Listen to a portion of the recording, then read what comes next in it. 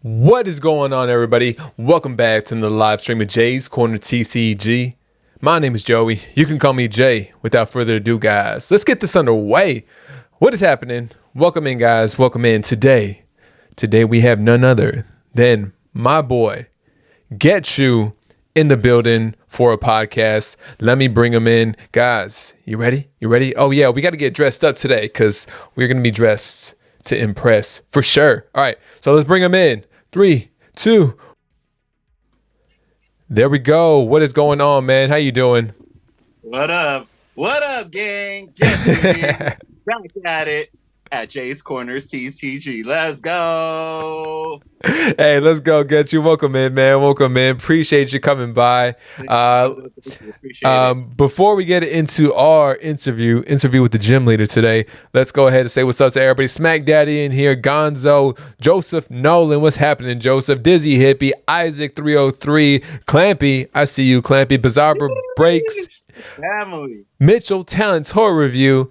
Team Pokemon, Dizzy Hippie, Laura was in here as well. Thank you guys for coming by. Thank you guys for coming in. Matthew is in here as well. What's going on, Matthew? Welcome in. Welcome in. Jay interviewing one of the Blues Brothers. Hey, that's what I thought too. My boy Ghetchu in here, dressed up, ready to go. Sleeping Snorlax in here.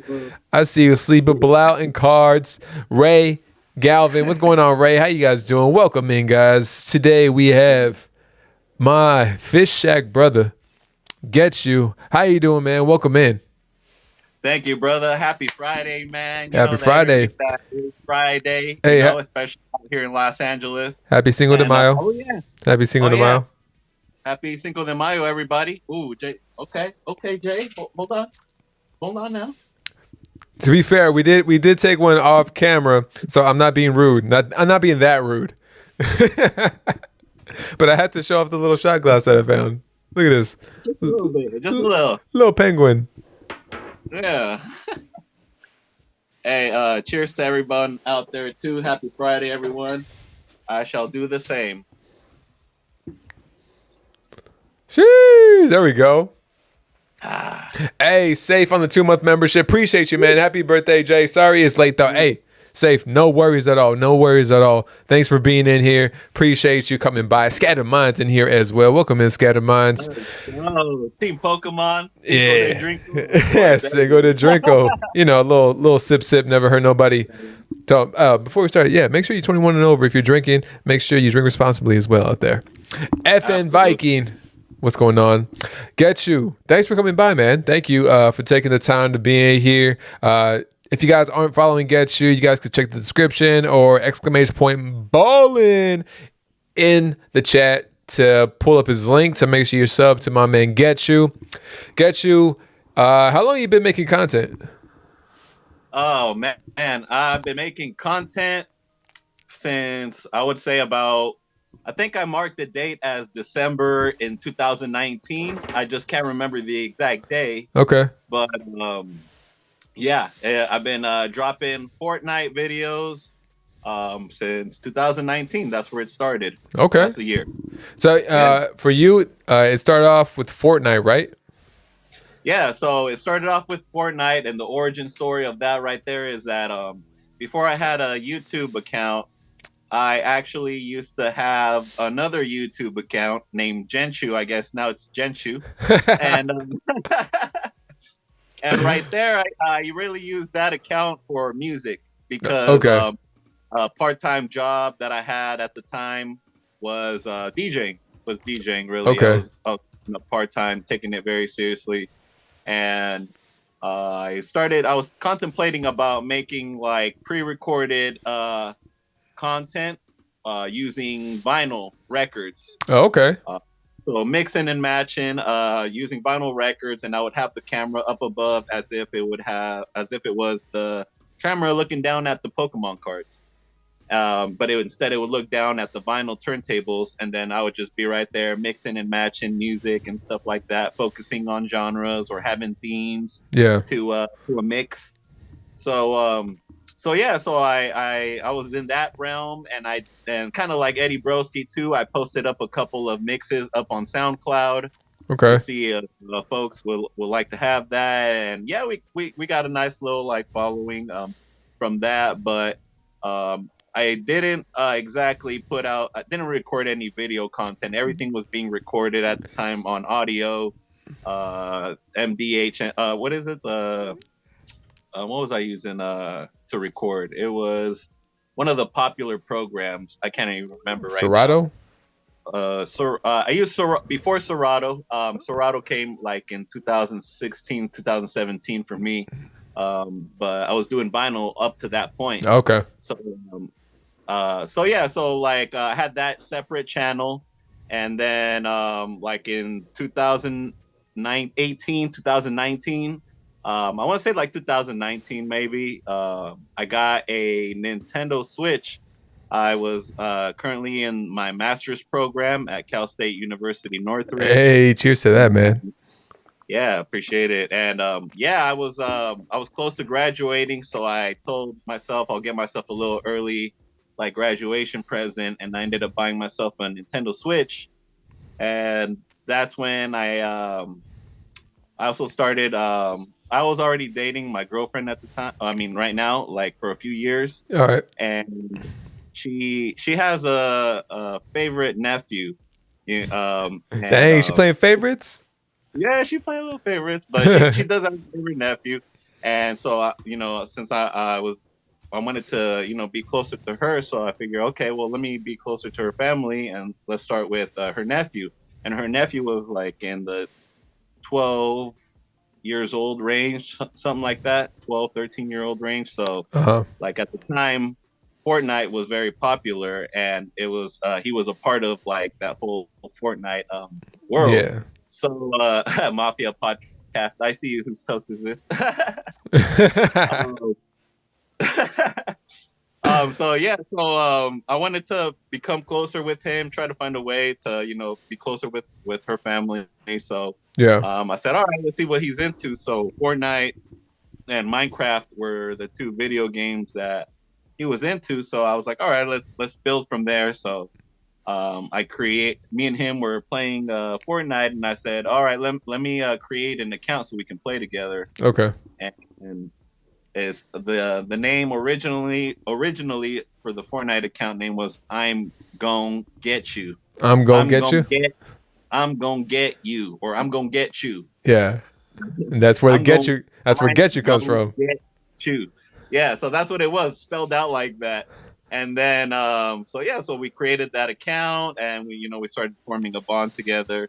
And then I was like, all right, this name's too long. Like, let's shorten it and try to like make it like simple at the same time. So it's like I'm gonna get you. So I'm like, why don't I just take get you? So let's get you. I'm Yeah. gonna get you. And get you works with a lot of things. Like I'm gonna get you like some Pokemon cards. We gonna get you some hits today. We gonna get you some. It works on so many levels. You wouldn't believe how many times I hear my name, but they're not talking about me in other live We're streams. gonna get you some hits tonight. We're gonna get you some hits Yeah, tonight. exactly. You know what I'm saying? Your name So pops I up. took that. I took the last part of that Fortnite name right there, and it turned out to be Ghetchu. So that's the origin story of the name of Ghetchu. Got you. And I started playing Fortnite on my Nintendo Switch, right? Yeah. And that's when I came across these three gamers in particular that were coworkers and friends, I guess you could say, right? And those three people it was like Pack something.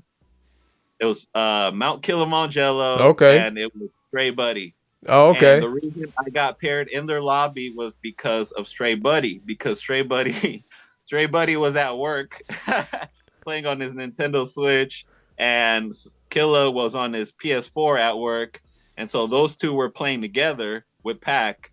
And then since Buddy was on his Nintendo Switch, they got paired, or they got grouped into a Nintendo Switch Fortnite lobby. Got you. Typically, they would probably get paired in the PS4 lobby because Killa was on PS4 and Pack was on PS4. Got it. So That's how you met them, though. That's how you came into. I know Stray Buddy. I know Stray Buddy. I know Killa, of course. So damn. Okay. Yeah, and so that happened. We got into a lobby together, and my first thing was like, my first words kind of were like, "Yo, what's up, guys? Like, let's get this dub." Yeah. And then I think, and then they laughed. They're like, like, dude, we're the last people you'll get a dub with, And I was like, all right, man. Well, let's see what we get, Yeah. And so we ended up playing through the match. I think one of us ended up getting poof. That's what we use instead of the killed. Shout out to Mitchell Talent and Toy Review. And yes, but we ended up winning the match as a group, as a 4-player squad. So since then, I were like, oh, you know what? Let's you guys down to run another match? Let's just become friends, ready up, and let's do it. So yeah, man. So since then, we became friends. Like in 2000, I want to say end of 2018, maybe 2019. Thanks. And then Buddy. Stray Buddy, I think he hit like I was watching him before he started doing Fortnite content, and when he started his YouTube or when he started doing YouTube and Fortnite content, he took off. He ended up getting like 1,000+ subs right away. He got his Fortnite creator code, and he started running custom matchmaking lobbies. So pretty much like Fortnite allows you to create your own Fortnite private game and invite whoever you want, but only if you hit 1,000 subs. Gotcha. Yeah, and so after you hit 1,000 subs, then they allow you those privileges, and they give you a creator code that allows players to punch it in whenever they buy something from the Fortnite item shop. And that part kind of works like YouTube, the whole AdSense and stuff like that. It works exactly the same way. So he ended up getting those 1,000 subs, the Fortnite creator code, and started running his own custom matchmaking games. And it really took off. Like he created a community right there. A lot of us look forward to him live streaming on Fridays and creating this space right. Where he could bring in community members into one single match, and we all play together versus like 4 people going into a match with 96 other random people. You Okay. know, yeah, because the Fortnite matches, the way they run is it's 100 people get jumped into one match, and the last player standing wins. Got it. So Okay. Yeah. I honestly, I never really played Fortnite too much, but I kind of know. I kind of know. yeah, yeah. So that's like the gist of it, you know. And the Yeah. same thing works with like when you're playing with duos, a trio, or a squad of 4. Like as long as one person from your squad is the last one remaining, you get the dub. So yeah, so Buddy started doing that, and it really took off, and it was great. I had such a great time that inspired me to want to like record my own Fortnite clips of funny moments that happened to me in the match, or like insane things that I probably won't ever pull again, or just memorable like moments, Yeah. funny moments too Right. that I create with my friends. Because if you notice, in pretty much all my, just about most, or if not, yeah, just about most of my Fortnite video clips are all me playing with friends, and Gotcha. something funny that happened like in that match, Yeah. So that's what really took it off. It was Stray Buddy bringing, creating that space, and then inspiring me to like record my own funny moments and then post them up on YouTube, and that's what pretty much like started the creation of the channel. So yeah, shout out to like Stray Buddy, and then like what are the odds of like us also like coming together like in one match, like it's and then becoming friends and having a Stray Buddies come over to my channel too and supported the channel before as well, man. So hey, shout out to Stray Buddy for real. Man, yeah. Obviously Killa, supporting a ton of people in the community as well, man. What's crazy is that my relationship with Stray Buddy was actually the relationship that first took off. So I felt like I built a strong relationship with Buddy like right off the bat. Pretty much all the way up until now. Although I will say the last year, like I haven't been able to like keep in contact with him as much as the last few years. Yeah. But this year, like I told Buddy, or at the end of last year, I told Buddy, I was like, Buddy, like I'm gonna try to make a point to like find a game to play with you this year, and then we can like live stream it together or play together. Right. Because like it's you can get caught up with a lot of personal stuff in your life, and no, absolutely, man. Sometimes like you have to back away from like certain friendships, not because you have something against them, but just because like stuff in your personal life gets caught up. Yeah. Like Buddy, I invited him to my digital or virtual graduation ceremony in 2021, and he showed up. So yeah. That's like that was the relationship that I built with Buddy. Like just a really solid, fun, strong relationship. And it wasn't until like I started doing not even before I started doing the Pokemon content, I started like building a relationship with Killa a lot more. Got it. Yeah, and I think that stemmed from the fact that me and Killa are like just about the same age range, and we're both from Cali, although he's from like Northern Cali, and like we love the same music, we love the same movies, we love the same jokes. Like I told Killa the other day, I was like, man, Killa, if we met up when we were younger, we'd probably be in prison right now, like, because we're just like is it bad habits? Bad habits? Like we own it, so that's why I call him my Pokey brother, man, because he showed a lot of love to me like early on and throughout the growth of the channel. So that's the origin stories, like right at the beginning of doing like some of the early YouTube content. That's funny. That's funny, man. Before we switch over, I want to say thank you to Mr. Smokes a lot on the 6-month membership, man. He said, "Oh snap, who's the Don? Bless up." Hey, appreciate you, Mr. Smokes. Appreciate you, man. Mitchell saying hi to everybody. Pidgey Boys in the building. Polka Dog saying, "Who's this vato?" It's Ghetchu. It's Ghetchu. Cali Life TV in the building. Appreciate you, Cali Life. Thank you for being in here. Clampy saying what's up to California Live TV mods. Appreciate you holding it down for me. I know I saw Stephen Cavitt in here.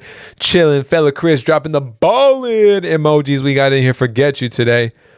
Little fish sticks. Make sure you drop a little fish sticks in there for Ghetchu. Oh yeah.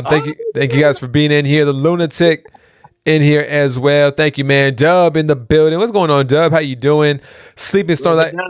Sleeping. Hey, yo, Dub. Tomorrow, what's up? Disneyland. I'm not trying to go to Disneyland, bro, because your boy's broke. But I'm trying to meet up. You know, he's gonna be in downtown Disney or something like that, Jay. I think. Right? Yeah, I think Dub is. Sleepy said that's a wonderful origin story to your channel. Ghetchu. Hey, Sleepy out here throwing some love out here. Hey, Ian with Ian in the building. I see you, Ian. Welcome in. Trail. Hey, what's going on, Muffin Man? How you doing? Hey, I thought this was a podcast, not a stripper party. Hey, you know, I mean, throw in the super chat, guys. I'm just kidding. Pause. Ali G in here. Yeah, thank you, man. Jeffrey D in the building, looking sharp. Jay, hey Jeff, got a close up today. Jeffrey D switched up the profile pic to a real close up. Oh man, that's right, y'all. That's right. All right, so we, a little background to how your channel developed. Started off mostly around Fortnite. So going back to maybe as a youngster, where did Pokemon become involved with you when you were younger? Oh man, so I was trying to think about it earlier today, and I was like, so what came first, the cartoon series or the game? Right, man. Right. So, for me, it was the Damn, I forgot I think it was a cartoon for me. I couldn't afford the games. Yeah. So we're trying to think about it. I want to say that it was the cartoons because something had to draw me for sure to buy the game. Right. Yeah. So I want to say it started off with the cartoon series. Absolutely loved it. Saturday mornings, was like probably the best time because you didn't have to wake up early for school. You woke up early to watch those cartoons. You know what I'm Saturday saying? morning, man. Saturday morning. I remember. Saturday mornings, and you ate that cereal bowl full of sugar. Shout out to Tony the Tiger Frosted Flakes. Is Gonzo in here? Where's Gonzo at? Yeah. Hey, Chad, drop your favorite cereal in the chat right now. Right now. Shoot, my favorite cereal honestly, dang. Back in the day. Let's be fair. Back in the day, taste buds changed, right? I had Trix a lot. We always had Trix in the house. Trix or Cocoa Pebbles. Trix or Cocoa Pebbles. Man, I love Cocoa Pebbles because of that chocolate milk. I love chocolate milk. I love chocolate milk. Ali G said Raisin Bran. Ali G, what you doing, Raisin Bran? Oh my God! Get this man some. I don't know. Get this man something. Look at that! All right, Apple Schmacks. I remember those. That was the frog. Remember the cartoon? I remember that. I remember those. Old Man Dirt, Smokey, and here. What's going on, guys? SDC. French Toast Crunch. Yep. I like Cookie Crisp, but the problem with Cookie Crisp is that once you ate all the cookies, you just had a big old bowl of milk left. Bro, I used to go in on those Reese's Puffs. The Reese's Puffs, no milk, no milk, peanut butter flavor, no milk. Just grab them straight and killing the whole box. You don't need no milk for that. Exactly. Hey, we ain't got no milk. We ain't got no milk. It's water. It'd be fine. Just use some water. Put some water on. Friday. It is Friday. Man. Yeah, I want to say that it started off with the cartoons. I absolutely love the cartoons. Yeah. Do you remember the first cartoon? Do you remember the first episode you ever watched, or what's the earliest episode you remember watching? Honestly, I don't remember the first episode I ever watched. So that's a good question, but I don't remember the first episode I watched. I just remember the show, kind of like the overall meaning of the show. of Yeah. trying to be the best. And then I feel like when the Pokemon the movie 2000 came out, I thought like they had like a deeper meaning about maybe the power of one. Yeah. Yeah. That was the song in the movie Mm-hmm. and on the soundtrack by Donna Summers, Uh-huh. and it was that song was very meaningful to me because it really talked a lot about more like who you are as an individual and like doing the right thing and being a good person and always always and kind of like always uh like a reminder to always remember that you have something special or you have something to give to the world. So yeah, like I feel like the cartoons and the movies were came first, and then after that was the video games, because I do remember like as a kid, and you know I was privileged enough to have a Game Boy. Mm-hmm. I remember when I had the Game Boy, I didn't like it. Like yeah, I didn't like it, and I think one of the games I had was like Tetris, and don't grill me on this, y'all, but Legend of Zelda. It might have been the Link's Awakening, or I can't remember, or A Link to the Past. And at the time, I didn't. Yeah, I just didn't like it. So I remember we went back to Toys R Us because that's where like we used to buy our toys and Yeah. games back in the day. Toys R Us kid for Shout out life, to man. Jeffrey, the giraffe, and yeah, and so I remember that I returned that Game Boy, and yeah, I wasn't really into it. And then the following year, my parents or my dad really and then with the help of my mom, knowing what to buy, they got me that Game Boy again.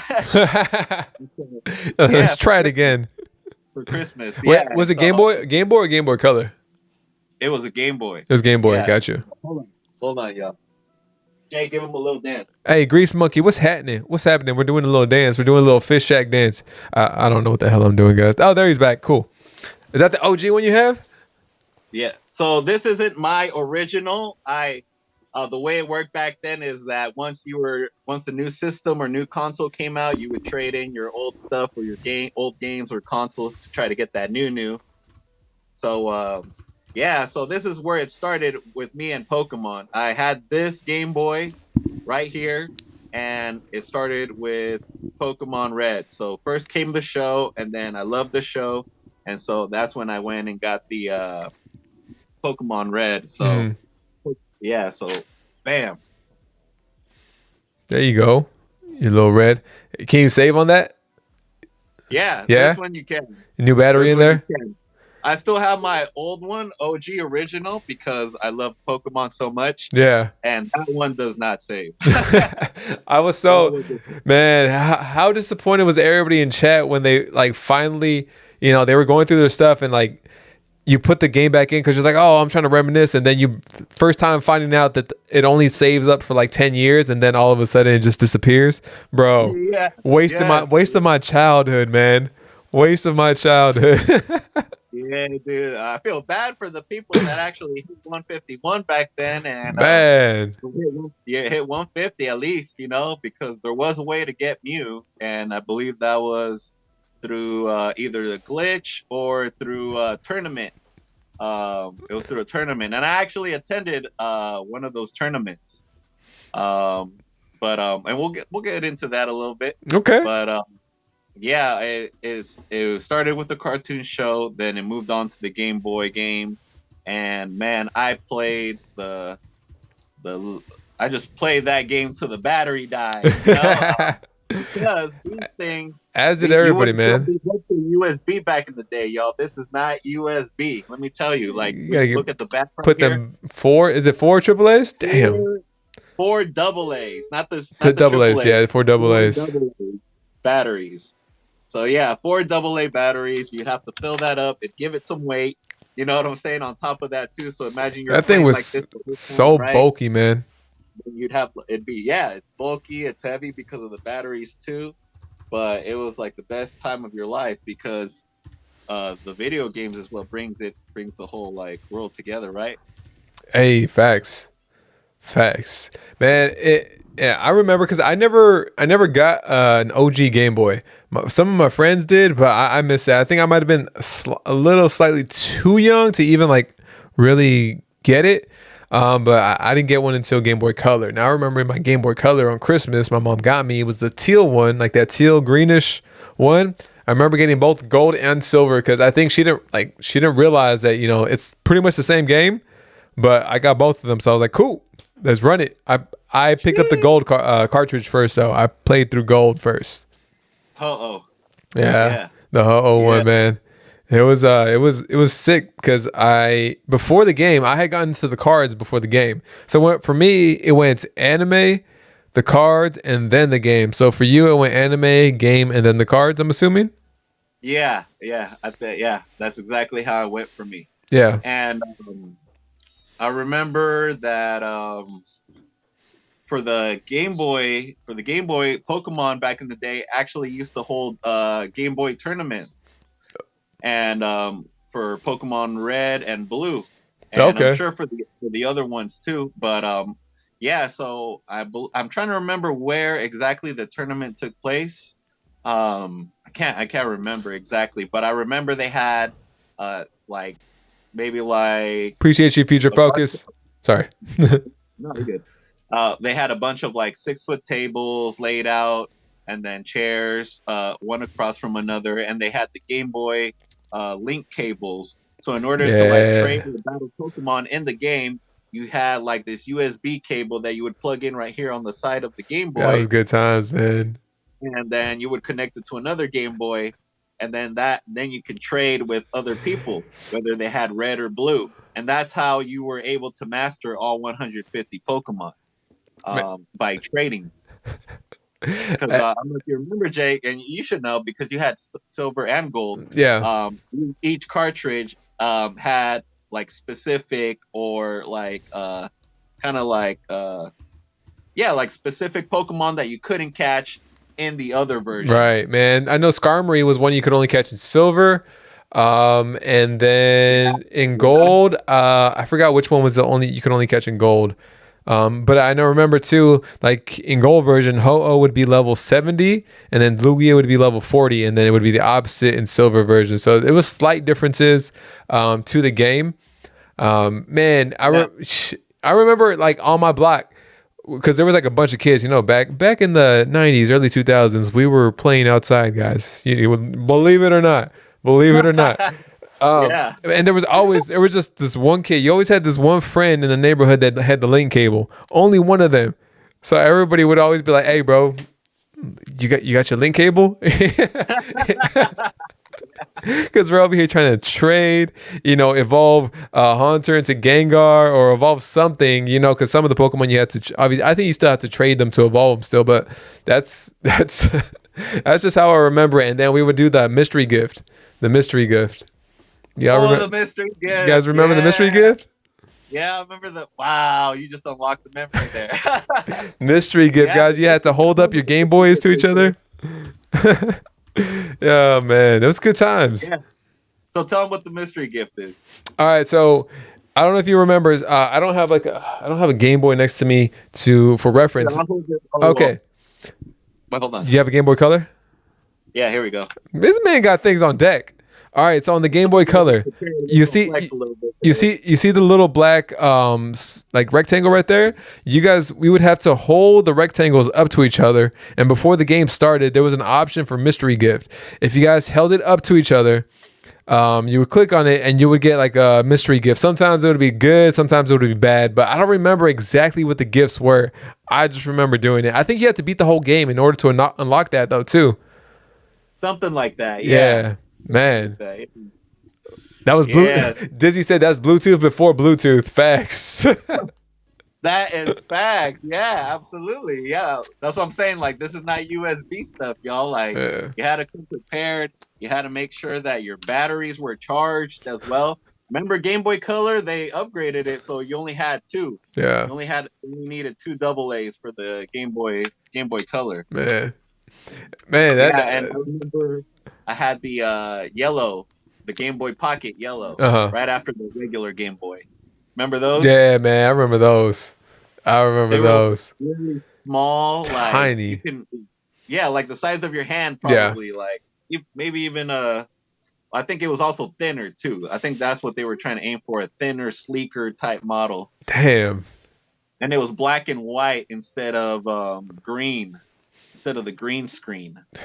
That, So you just unlocked another memory in my head too. I forgot that I had too. I forgot about those little here, things. I didn't have one. A couple of my friends did. But man, I was always the one that didn't have the shit. I was happy to get my Game Boy Color though, man. I was happy to get that. yeah. Man. I did have a Game Boy Color, but I think I got it like later in the game already. Okay. I think it was already been out for like a year or two, and since I had my Game Boy Pocket, it was good enough to play the Pikachu game. Okay. Pokemon Yellow. Okay. Pokemon Yellow. So that's what I pretty much stuck to, and it wasn't until Pokemon Gold and Silver came out that I ended up getting the Game Boy Color, because I was like, dude, this is like next level, you know? Like and then I think at the time I was like doing the gym leader stuff at the trading card game league, so I had to be like, all right, I gotta have, I mean, it's not, I can't, it wasn't, I gotta have the latest stuff, because we also didn't have really the money for that. Right.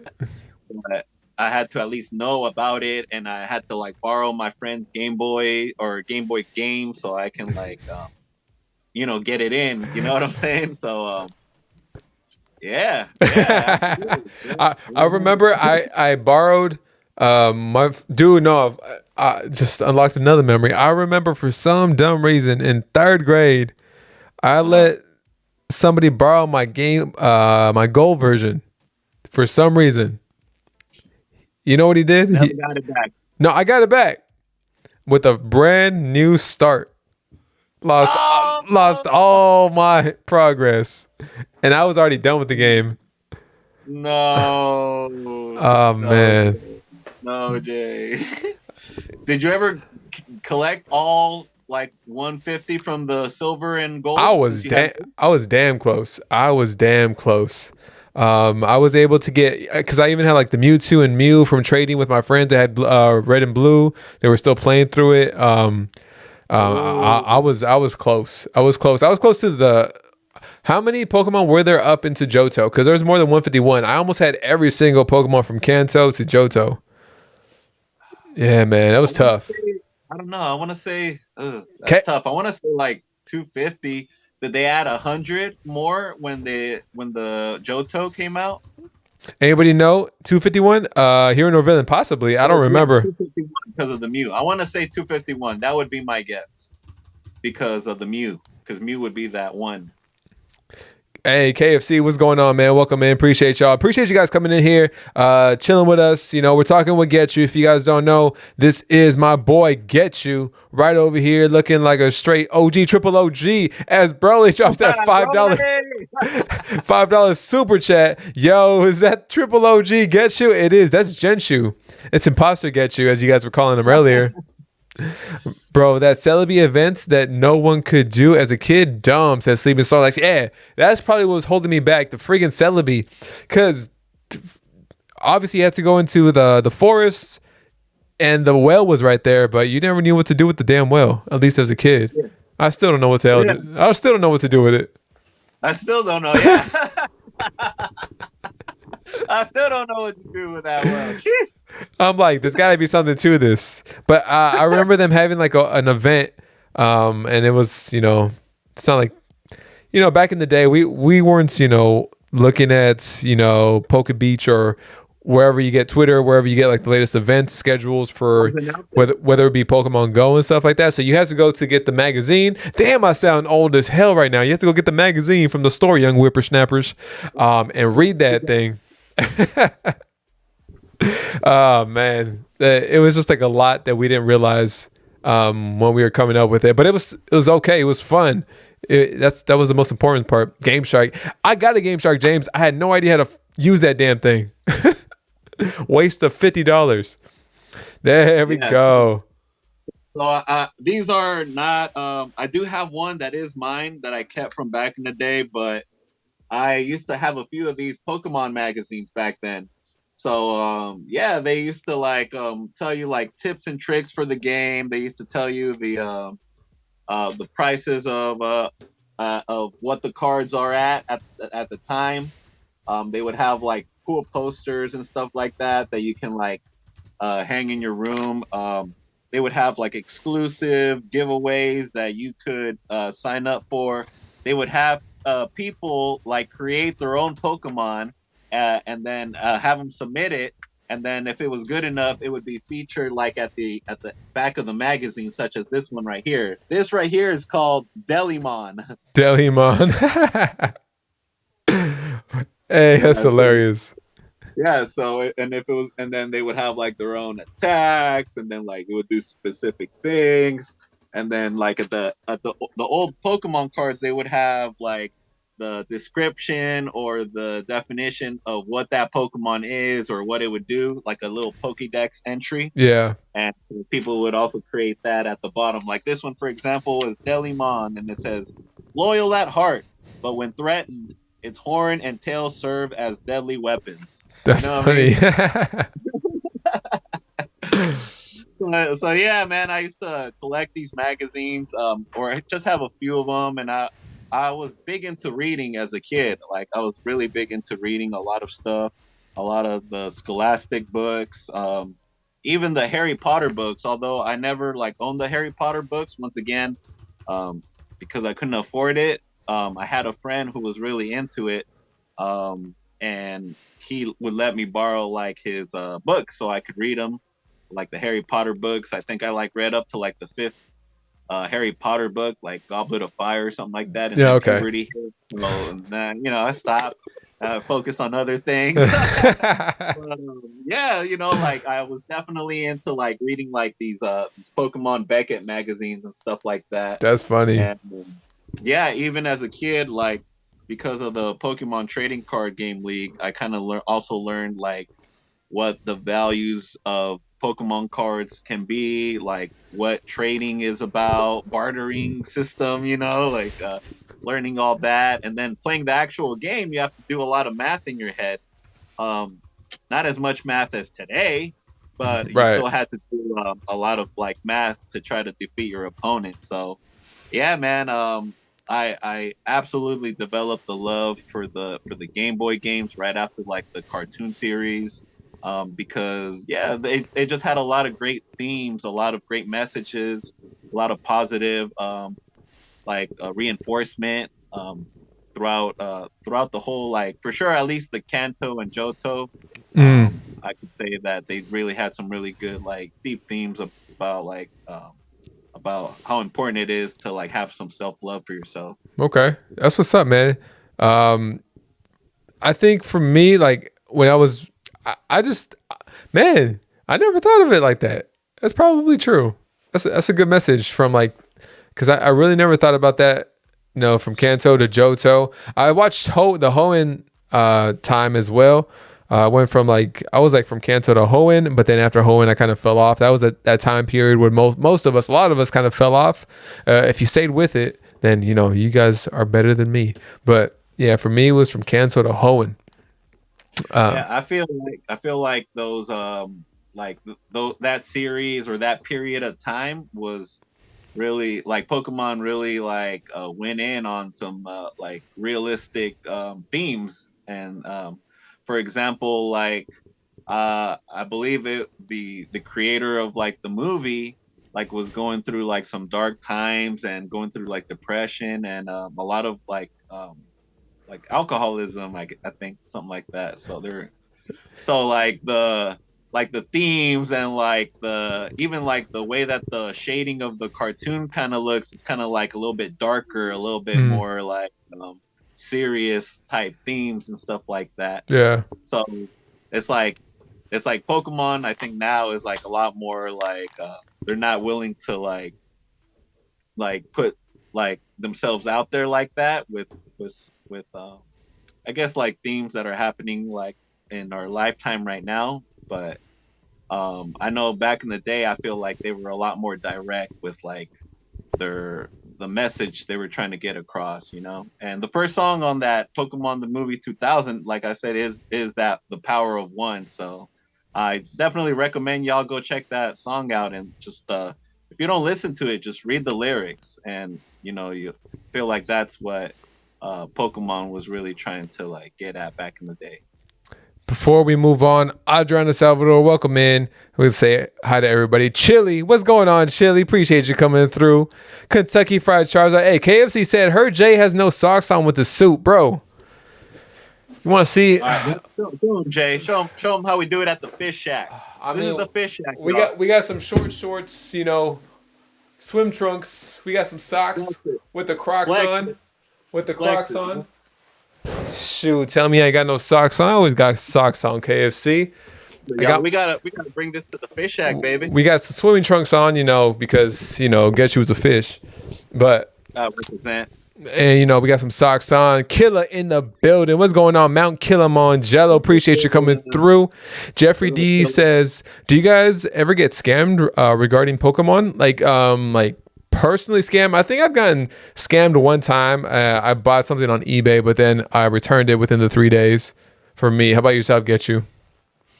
What's happening? Mount Kilimanjaro's here. Mount Killa actually, I think he like did get scammed for like some cards, and then he sent me a Reshiram Charizard. So yeah, I didn't get scammed, but you know, it was a nice ode to those that did. Hey, Pocket Packs, what's happening, Pocket Packs? Welcome in. Appreciate you coming by today. Oh man, nah. I was saying some good things about you earlier, Killer. Make sure you hit that rewind. LMAOJ. Y'all laughing at my outfit? Hey guys, it's a party up. I mean, it's serious up top, but a party on the bottom. All right. Yeah. All right. I don't know what day it is. It is Friday. I do have a job, but we're still gonna drink up because it's Cinco de Mayo. Woo! All right. Ding, ding, ding. Alex, I see you in here, man. I appreciate you guys. Ali G said, Beastie Boys and girls up in here. Hey, up in her. Appreciate you coming through, cuz Killer scammed you? Cuz Killer scammed you? No, Killer did not scam me.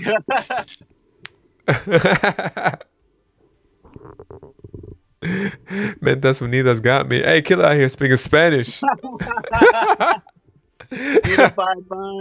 Better be tequila, said Pocket Packs. Indeed, it is. It really is. All right, hold on. Jay took a shot right now. I think like a baby shot. I'll take a little baby shot. Take a baby shot. It is happy Cinco de Mayo, guys. Like I said before, if you guys are over the age of 21, drink responsibly, have fun. Here we go. Get yourself an Uber. We have those things now. Bring out the tacos. Bring out the tacos, said Jeffrey D. Oh, man. I don't want to know what kind of meat's in those tacos, Jeffrey. Hey, but we're going to go for tacos after card party, though, y'all. Ooh, yes, indeed. Yes, indeed. Can't wait. Sure y'all are there. Hey, man. Tacos and tequila. Ghetchu, before we get into your background as like a gym leader, let's go rattle off through some of these questions that we have right now, okay? All right, yeah. Jay, you blink a lot when you drink and catch them all. I do. Hey, tell me about my tendencies, man. I'm trying to fix them. Hey, Look into my eyes and tell me I blink a lot. OTP on the 6-month membership. My night just got 1,000 times better. Hey, OTP better have some Cabo Wabo on deck as well. Jeez. Y'all gonna see me not blink at all tonight now.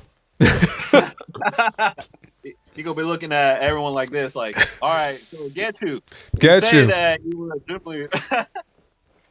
All right, but for real, let's go through some of these. Again, Old Time Pokey, appreciate you coming through. Guys, make sure you check out a bunch of creators that are in the chat right now. Old Time Pokey, KFC, Mount Kilimanjaro, Eddie, Broski, Hero Norvillain, Catch 'em All 22, Chili, Sleeping Snorlax 72. All these legends in here. Got some channels.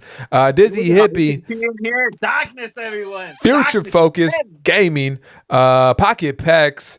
All you guys, thank you all so much. If I miss you guys, my bad. I'm so sorry. But come in here, chill.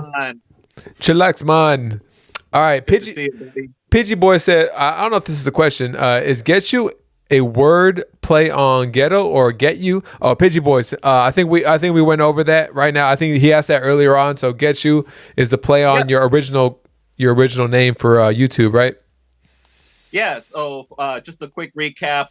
When I started playing Fortnite right at the beginning and I created my own account, I was with my little nephew and I started playing Fortnite because of him. And the first name that we created together was I'm Gon Get Chew. So we once I started doing the YouTube thing more, I wanted to have a much shorter name. So instead of the I'm Gon, I just took that out and I kept the Get Chew. Ghetchu. Kept it as Ghetchu. And what's crazy is now that we're doing this Pokemon thing, there's like Pikachu, yeah, Pikachu, something. It still works. It works. Gen Chu. Yeah. Pidgey Boy said also, what are you running? I missed the music stuff, unfortunately. A trance producer on Ableton 11. Oh, Ableton Live. Ableton. Okay, Ableton. I butchered that name. Ableton. Ableton 11. Got you. That's what I was using. Smack Daddy said, what is your most unliked AllStar in Sword and Shield set, and what is your favorite? Ooh, that's a good one. Daniel, cheers. Let's see here. Yeah, Dan Wiseman. Sheesh. Cheers. Hold on. Little baby shot. I'm thinking about it too. That's a good question. My least favorite. I think it's got to be the Sandaconda. Honestly, I think the colors are really like just flat. So boring. And a little just laying there next to the heater, kind of. But you can't even really tell if the heater's on. And then, like the colors. You say you can't tell if the heater's on. Yeah, that adds to the story, right? Otherwise, it's just laying there like, Yeah, but, Sandaconda trash. I'd probably say that's my least favorite. What about you, Jay? He said, bro, what about the Metuchen? Sleeping Stars. All right, the Metuchen, despite the pricing, it is a lot more interesting than looking at the Sandaconda artwork. To me, there's a bunch of different Pokemon. They made Metuchen at least look cool. Now, the thing is, you hate it because you pull it in Evolving Skies, where you are hoping to pull the most expensive AllStar of all time at the moment, That's why you dislike it. But when you pull the Sandaconda, you're just like, bruh, the fuck is this? Excuse my language. I think... Cheers. So for me, I think the Sandaconda is probably my least favorite. My favorites would be the Rayquaza VMAX, the Zeraora V, and probably I never pulled the Blaziken's up there too, and the Aerodactyl. Those are some of my favorite AllStars from Sword and Shield. Did you say your favorites? Nah, it's hard. I'm thinking about my favorite as you were talking right now. That's why I let you go first. I was like, all right, hold on. You said I gotta think. Man, I honestly like the Charizard V AllStar from Brilliant Stars. I love the story of it. I love how the promo card is him chilling, after he destroyed all the trees, and then and it's like a story. It's a scene. Yeah. So there's that promo card that tells that part of the story. Then there's the Charizard V AllStar that tells Venusaur being pissed, that Charizard, went and destroyed the trees, and now he's chilling in his ground. And then I feel like the Golurk V AllStar also is part of that story because it's the same colors, the same like art style, and it shows Golurk picking up the trees. I believe after the Venusaur Charizard battle and carrying them and stacking them into logs and stuff like that. And it goes even farther back than that because there's a magazine Japanese promo Charizard where I don't know if you guys know that magazine Charizard, the Japanese version. It looks like he's fighting with Venusaur as well, like he's tangled within his Vine Whip.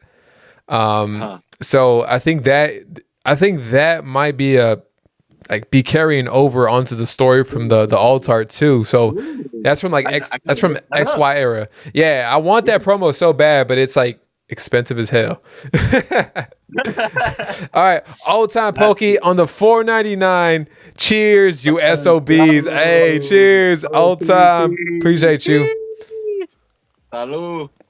There's a bunch of creators in chat right now that I can't wait to be able to have the opportunity to chat with on here too, man, guys. So I appreciate you guys for coming by. Thank you so much, everyone, for reals. Venusaur is choking Charizard, said James. Pokey Daddy. JT Pokemon in here. What's going on, JT? Appreciate you coming in here. I'll talk to you all night. Hey, catch them all night long. All Primo. night. We got Primo in here. Yeah, too. you know my cousin Eddie up in the building. Let's see. Favorite AllStar, I would go Charizard. Be AllStar. Your Charizard for you? Okay. I love the Moonbreon, y'all. I'm not saying it because of the price. I said it right off the bat, probably in one of my live streams before it dropped or as it dropped. I was like, man, that's a beautiful card. Like the moon, like if you look at it in real life, you could see like the waves of the moon like coming out. Like it's dope. And I can only imagine like what it would look like in the Japanese version. Sheesh. Right? Hey, Broly, let us we gotta see your Moonbreon in person, your Japanese Moonbreon. Oh man, Broly, man. Hot hand Broly pulls. Let's see. Sleeping Snorlax said, what do you say to those who don't know Victor Sweet and Bobby Mercer? I don't know Victor Sweet and Bobby Mercer, to be honest. I would say because I don't know them. Sleepy out here exposing me terribly. As I'm assuming that they are artists, but I could be terribly wrong. Man, that's four brothers. Oh, LV Pokeshop and Mount Kilimanjaro. Okay, now I remember. I know Tyrese was in that and everything like that, but that's four brothers. Yeah, did you ever watch Four Brothers? No. No? Okay, I remember seeing that. Sleepy says facepalm. Yeah, I'll be honest. Like, I went through a period of not going to the movie theaters or watching new movies from 2005 maybe to like 2000 to like even up to now. Like, I barely watched like just maybe 2 or 3 movies in the movie theater since then. Yeah, now, I mean, obviously I didn't know it like off the top of my head because I didn't watch it like that many times. But yeah, it's a good movie. I remember it being a very good movie, so I recommend watching it as well. So does Killa. Killa said you got to watch it. Old Time said you got to watch it. Sleepy Snorlax over here saying, damn, you guys suck. Yo, SDC over here asking the hard-hitting question right now. SDC says, best steak, New York or ribeye? I got to go ribeye, man.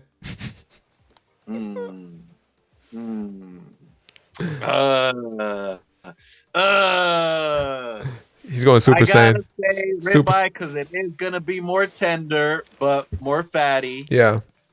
Although Steven, I am a porterhouse steak guy. Ooh. You know what I want? I want some. Have you guys? I think I tried Kobe beef one time. Wagyu is good when it's prepared well because there's a lot of fat on that cut. But yeah, I like Wagyu. Ian said, "We'll get you break out into a dance routine tonight." Ian, I mean, if we keep exclamation point shotting him, you never know what's gonna happen with him. It is Cinco de Mayo. Hey Ian, just watch the Jay's collaboration live stream, bro. I was dancing all day. Live stream, background dancer. I was like, Catch 'em all 22 said, no one slaps meat like old time Pokey. I had to read that. It's all about how you slap thing to say to the face. Slap. Darkness is spreading, guys. You see the darkness is. Oh, hell yeah. I could tell this night is going to get very interesting. Let's go. Then we got Wolfhaven Plays. Wolfhaven Plays, if you're still in here, appreciate you for coming by. Sorry if I missed you earlier. Around the era of Pokemon, around what era of Pokemon TCG did you start hopping into the Pokemon TCG? Okay, so like when did you start like with the TCG? Right. The Pokemon Trading Card Game League, I want to say I started like in maybe at either the beginning of, it's hard to say because I want to say like when I jumped into it, Base was out, Fossil, it was Base, Jungle, and then Fossil, right? So Yeah. I believe I showed up around the time Fossil dropped. Okay. Because I remember the pre-release Aerodactyl dropping exclusively for people who played the Pokemon Trading Card Game League, who was in the Pokemon Trading Card Game League. Correct me if I'm wrong, but I believe that I remember that's how you were able to get the pre-release Aerodactyl from Fossil. Well, Fossil pack over here. Hold it up high, Jay. Let's go. Yeah, boy. I got a non-hollow hypno out of there. Hey, it's all good, bro. I also got a hold on, where is it? I put it right here somewhere. I got a Gym Heroes booster pack too, but I know it's a light pack. That's why it's still sealed. I'm not opening the sucker for that. Yeah, nope. He said nope. Hey, Nope. Speaking of which, we've been on the podcast for about an hour. Before we go on, let's. Do you have something to rip? Do you have something next to you to rip? Yeah, you know what? I stopped by my card shop today. I got some Crown Z knife. All right, I got some Astro over here right now. Y'all hating on Astro. I like Astro.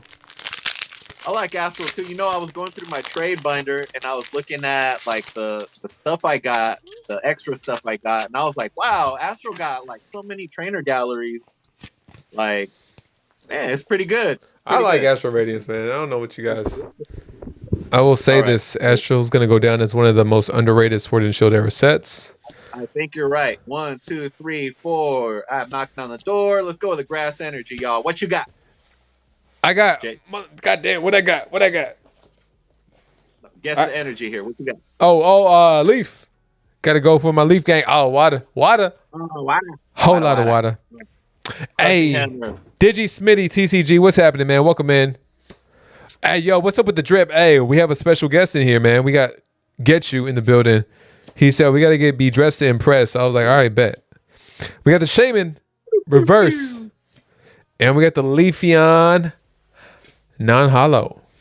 Steel reverse or not bad. I like these. Sleeping Snorlax said, Astro, the only set I haven't pulled anything notable from Sleepy. I'm sorry to hear that, man. I'm very sorry to hear that. Stay hydrated, everybody.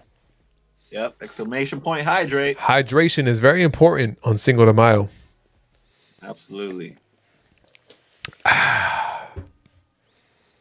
Speaking of which, I shot going. Professor Metuchen here.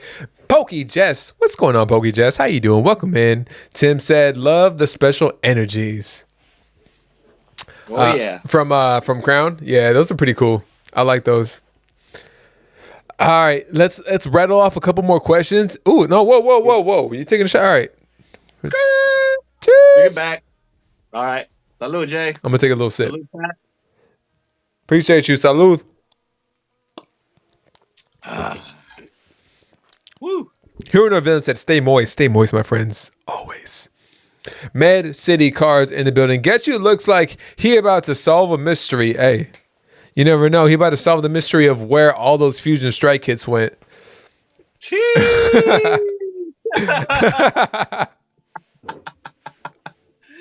Dang! Can we drop a bomb on that, Jay? I can't. On the podcast, I can't, unfortunately.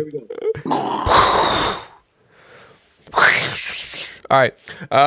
All time said, I mean, let's be real, fellas. Everyone's already at home, so time to go big, said all time. Hey, if you guys are at home, it's Friday, you got nothing to do, you guys are family oriented and have a family like myself, you guys better be at home on Friday night.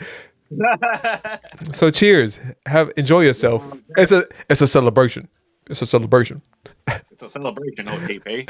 Enjoy yourself. Pocket Pack said, I love the outfit. Let's go, Pocket Packs. What you mean outfit, bro? We like this on the daily. Hey, behind the camera, Ghetchu is dressed like this every time during the stream, if you guys didn't know. This man is ready just in case. Just in case. Tim Burns, how you doing, buddy? Good to see you, man. My bad if I missed your comment or if you were here earlier. Boom. Old time said game. Blouses. Oh man, Dave Chappelle's the best. It's just hilarious. Hey, fun fact. I actually got to visit Dave Chappelle's studio in Paisley Park in Minneapolis, Minnesota, y'all. And what Charlie Murphy said is true. It's all true. The red couch, the pancakes, all of that is all true. I actually had pancakes in Prince's studio. That was like a thing that you were allowed to do. You could have breakfast there, and pancakes was one of the options. That's just hilarious. I went with my girl, and she was like, I think it was like the late afternoon too, and she was like, "What? Why are we having pancakes?" I was like, "Babe, I'll tell you afterwards. I'll show you the Dave Chappelle skit afterwards, but." Trust me, we gotta have pancakes here. Right. Charlie Murphy. We ain't gonna be back here probably ever. You know what I'm saying? So we gotta take advantage and eat some pancakes at Prince's studio. Oh man, those Hollywood stories were hilarious, man. There's also, if you guys don't know, there is one true Hollywood story from those Dave Chappelle skits that Charlie Murphy did, but they never aired. So there's no like cutaways. Yeah. So if you guys look on YouTube, there's one extra one, and that shit, even without the cutaways, is hilarious. If they added cutaways to that would be even better than the current ones. And it's like a whole brand new thing. Yes. So you guys know, obviously, the Prince one, the Rick James one. There's another one. There's another one on top of that too. And it's just Charlie Murphy telling the story. It's Charlie Murphy telling the story. It's hilarious, guys. Even without the cutaways, it's hilarious. We just lost 32 people because they said, "F all this. I'm gonna go watch that true Hollywood story right now." Either that or probably started live streaming. Who knows? Hey, Sick House knows. Digi said, if they don't drop the pancakes and call you bitch ass, they didn't serve it right.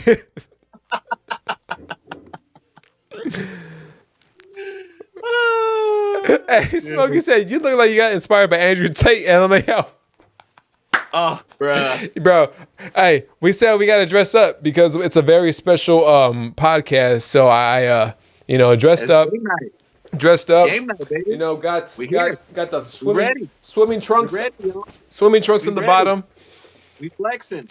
We're halfway. We're halfway ready. I'm ready for anything. I got Crocs on. I got freaking rainbow socks on. I got swim trunks and a blazer on, bro. I'm ready for anything.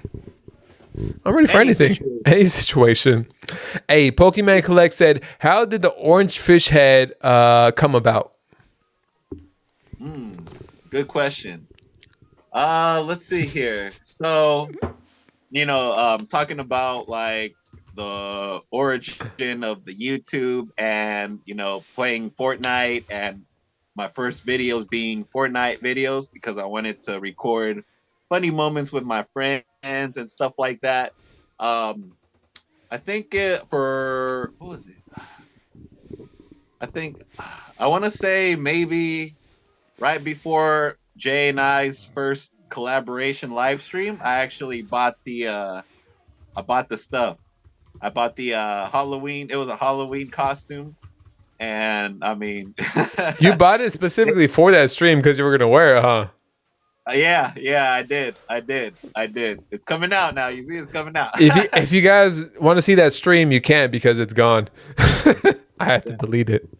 The stream was too fire, y'all. Yeah. Too fire. You literally had to be there. You could probably post it if you created a Twitch and you threw it on there. Yeah. It could stay on there because folks in the Twitch world can play copyright music and do all that stuff. Yeah. I don't have it at all anymore though. I don't have anything of it at all. Gotcha. That's a bad thing. Well, yeah, y'all. It's one of those. If you were there, you were there moments. You know what I'm saying? I wasn't planning on taking the fish mask off during that live stream, but we made we created we set a bar where we said if we hit 150 likes on this live stream, then I'll take the mask off. And I think Jay's I think was hitting already like probably 100 likes or something, right?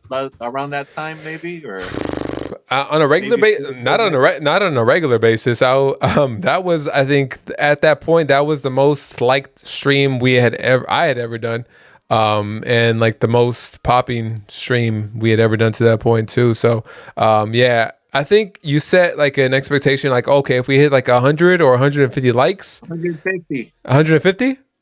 Yeah, it was 150 likes. You'll do the reveal. You'll do the reveal. I was like, hell no, we're not gonna let 150 likes. So let's do it. You know. And we were like low too. We were like maybe 60 or I feel like 60 or something like that. Yeah, for a minute. That really didn't seem unachievable. Yeah, that was funny, man. Yeah, and we got it. We got it. It's because we got it done. I had to get that. I gave that slab away to you guys. I think who got that? I think Pokey Couples Collects got that slab, and they also got that Leafeon V AllStar. Last but not least, to win that giveaway at the end, bro. That was crazy. Oh, yeah, that's right. Last pack on the stream. I don't know if you screenshotted it or somebody screenshotted us. I think it was you. It might have been you. That was just we were just like. That was good times, man. It's fun. Yeah. Fun fact: I had before that live stream, I didn't know Ghetchu at all. I told them so before when I used to stream, I would drive over to my mom's garage because I just didn't have in this space in the place we were currently at that time. But you know, now obviously I have a space, you know, in my own home. So before I would have to drive to my mom's place, set up in the garage, and you know, I didn't know Ghetchu at all. I told him, hey, let's just do it, you know, let's have fun. I like his vibe. I enjoyed watching his streams too, and he seemed like a good dude. So I'm like, all right, let's go ahead and try this out, see how it goes. And man, appreciate you. It was a lot of fun at that time. It was a lot of fun at that time, man. Man, I appreciate you. That's why I told you in one of your live streams a while back. I was like, Jay, you took a big chance having me on your live stream because you didn't know what I looked like. I did it. Knew me by voice, by personality, and that's one of the benefits of not having a face cam, right? Yeah. I feel that, you know, you maybe get to know who the person is, what their personality is a lot more because you don't have the visual to take your attention away. Instead, you feel you got to use your ears or your hearing more because you're hearing my voice and you don't always see movement like on my live streams, right? Yeah. You have 1 or 2 seconds where nothing's moving. What's up, gang? Yeah, I got the finger point. The finger point. That's what I got. Yeah. What up, gang? Get you here. Back at it with another Pokemon video. And then you hit the hoe button, right? Oh, true, man. And so yeah, man, I appreciate you taking such a big chance on me, bro, because a lot of people, and even myself, I would like to know like what the person would look like at least before you welcome them into your house. Yeah. You know? Luckily, technically, it was my mama's house in the garage. I was ready. I'm not gonna tell you, but I had that thing ready just in case. I'm just kidding. Hey, I would too, Jay. I would too, my boy.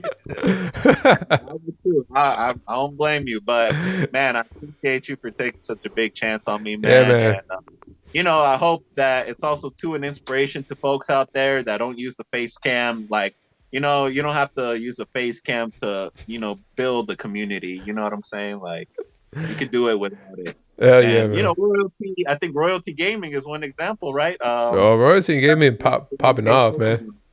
yeah, the brother's never showed his face. I mean, to my knowledge, Now he he has, hasn't, because like he's doing featured on the Card Party website now, so you could see, you could put like the face with the hands. Okay. Yeah, I still haven't seen the face yet, but I'll check that out. I was looking at the Card Party website earlier, I think today or yesterday.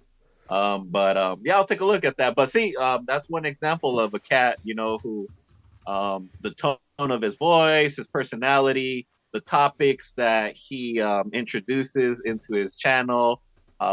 That's what captivates me. Although I haven't been watching them a lot ever since I started being more involved in this Pokemon community, that from the folks that are here in the chat, folks that are live streaming right now, folks that don't create content, you know what I'm saying? Like all y'all, like we really appreciate y'all, you know what I'm saying? And just keep doing what you're doing, if you really love it, then people will gravitate to you, and I feel like that's what happened with Jay, like he knows the tone of my voice, he knows like some of the slang I use, he knows I'm from LA, so he can like he vibrates I a can, lot with we can stuff, relate. We can relate. We can relate.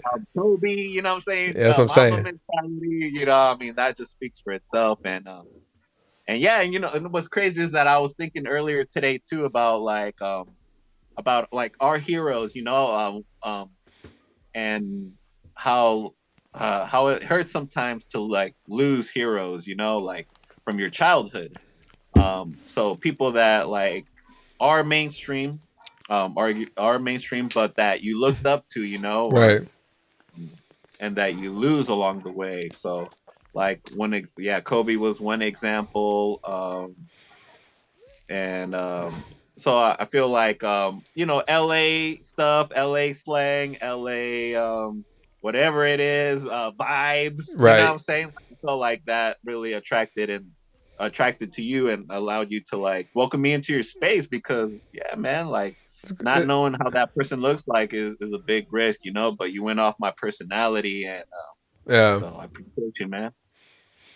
It was. I mean, I was ready. I was like, hell yeah, let's do this. It just, for me at that time, it was a matter of like timing it properly, because I don't know, because of the fact that I would have to go somewhere else to stream, get that set up. So I'm like, all right, I just need to set this up, in advance, enough time to, get it set up right, figure out what I need to prepare in order to do it properly. Luckily, I had my boy Trey on like the stream before. So I was like, okay, so I've had two people on I remember before. I've had two people on before, so I kind of know like the tweaks I need to make and be ready for it. But it's still interesting, because you never know what to expect when you're inviting someone new, whether you know them, you've seen their stream, whether you're inviting someone new onto your stream, your platform. You never know what to expect. So it was a lot of fun though, man. Shit, like it. I think we play off each. I think we play off each other very well. I think we play off each other really well. Yeah, and I feel like chat catches that too, you know what I'm saying? And music had a lot to do Yeah, it was with that if too. we just were playing straight copyright music the whole time. That's kind of why I had to delete it. Because if I didn't, then fella Chris, if you were in here, my bad, I would have got hit like fella Chris with like that copyright music stuff, as I was trying to apply for, monetization. So yeah, it was interesting. Old Time said, yeah, And Mike came to Ohio for 3 days and crashed in Young Time's room. Old Time, a real one for that too, because they. hey, I'm glad OTP is in here, because let me tell you, OTP, the reason I reached out to Jay to do a collaboration stream was inspired by you and Pokeballer Mike That doing a was collaboration that live was stream. awesome. Straight up 100%. So I'm giving you your flowers right now, my boy. Thank you so much for welcoming Mike into your home, and doing the things that you guys did, because it really helped push me to like reach out to my community and see who's around me and try to like build relationships with them, man. So Yeah, OTP, you a real one, brother. I thank you, man. that was an awesome stream, man. It was a lot of fun. Mike was on one. That was hilarious. Yo, I lost it. I still remember when he was doing the impersonation of I think it was Rev, when he was like taking the cards, showing the cards, taking the cards, and like opening up a pack. Yeah, That shit was hilarious. Shout out to Rev on that, but that was hilarious. yeah. Had me dead. Yeah, dude. Hey, Chili said I wouldn't trust any of y'all in my home. Chili, that's because we're straight. We're gonna fuck shit up in your house. Chili be the instigator too. Old time said I got Mike so drunk he almost sucked on those Snorlax. Jesus. Hey, old time Aaron out. Old time letting everybody know the real deal. Oh man. So, someone get Mike in here so he could defend his honor. Yeah, someone get Mike in here right now. Hey, stop rocking, because we're gonna need to talk about a couple things. We need to clear the air here. How big was the Snorlax, first of all? All right. All right. B-Pop is in here with a question. I promise we're going to ask Ghetchu because he is a former gym leader, and we're going to get into the fact of like where that comes from. B-Pop, we got some questions though. B-Pop said, "Is the mask officially off from the pipe fight?" Oof. All right. So check this out. So and this connects to the last question too, about why I chose the mask in the first place. Part of it was because of the Fortnite thing, and then part of it was because I am an educator in the university system, and I didn't really want to have my face out there with this whole Pokemon thing because I didn't know where exactly it was gonna go. Right. So yeah, that's part of the reason why I also use the fish mask, just to cover my image and just to make sure that I don't like burn any like job opportunities that I may have. Yeah. So that's why you got the sunglasses on right now. That's why you got the sunglasses on right now. I see you. Oh no, we can do without it. But yeah, I mean that. So now moving forward, I do see myself still using the fish mask on and off for maybe skits and stuff like that. I feel like maybe it'll provide me an opportunity to like create a different person and create skits with that person. Okay. So kind of like MF Doom. I don't know if any of y'all hip hop heads out there know who MF Doom is, but he's a very influential hip hop producer, MC, underground hip hop that passed away. R.I.P. R.I.P. But he had many aliases as well. He had King Ghidorah. He had Vaude Villain. He had a different personas that would take on different themes or different rap styles and stuff like that. So I thought, all right, maybe I can kind of like work that angle with the fish mask, in a way, like the fish mask also like kind of represents like a mask that we all wear. We all wear a mask when it comes to either here on the live stream doing Pokemon thing, doing Fortnite. We wear a mask, when we're with our friends. We wear our mask with our parents. We wear our mask with our significant others, and we wear masks when we're in a business meeting with people. We wear a mask, you know what I mean? So it's also, in a way, it kind of helps me like understand and keep grounded to like who I am, who I'm trying to be, and like the persona that the person that I want to be, right? The person that I'm working towards being in my life. So, the fish mask or masks in general I feel carry a deep theme as well. So moving forward, I do see myself using the fish mask as Ghetchu, and possibly without the fish mask as Ghetchu. Ghetchu, man. Shout out to Deep Pocket Monster for the raid that day. Shout out to Deep Pocket Monster. Hey, We turned he a negative into a positive. You he know what he I'm saying? gave you a brand new persona. Yeah, pretty much. A new image. Old Yeah. time, that's just because you fucking wild. Old time, that's why when we have you on the podcast next, when we have you on the podcast next, it's gonna be for members only. Hey, Waterloo Medic in here. Hey y'all driving and listening in. Hey, Waterloo Medic, I appreciate that, man. Thank you for chiming in real quick. Appreciate you. Make sure you drive safe. Dizzy hippie. I knew that was Ghetchu. He He ain't ain't fooling. fooling me. Cut the Kiwis. Hey, what's going on? Cut the Kiwi. Welcome in, man. Might get demonetized. Pocket Packs. Honestly, if it goes that far when we got old time in here, I might have to delete the whole thing. So you guys better enjoy it while it lasts. It's because it's gonna be another thing. Like me and Ghetchu. You gotta be there. You gotta be there. Corey Schmidt on the sneaker check. Bro, we got the Crocs on. Don't let the suit fool you. We still comfy, gang. We still comfy, gang. You know? Jump on, man. Still comfy, gang. All right, let's get a couple more questions. We'll do 2 more questions, and then we'll move on to Ghetchu's background as a gym leader. Corey, appreciate you coming through, man. All right, so Alex said, all right, this doesn't count, but I'm still going to read it. Alex said, can I ask a question too? Alex, no. Killa said, why is Ghetchu dressed like R. Kelly? Oh, hell nah. Time that man out. Hey. Time that man out. ASAP Rocky. Nah, don't time him out. Please, don't time him out. Mods, I'm just playing.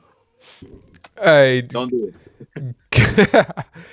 Stephen Kevin said, speaking on scams, how often do you all get contacted by scam artists regarding your channel and position in the community? Have you been like hit up on IG or through your email for stuff like that? Ghetchu?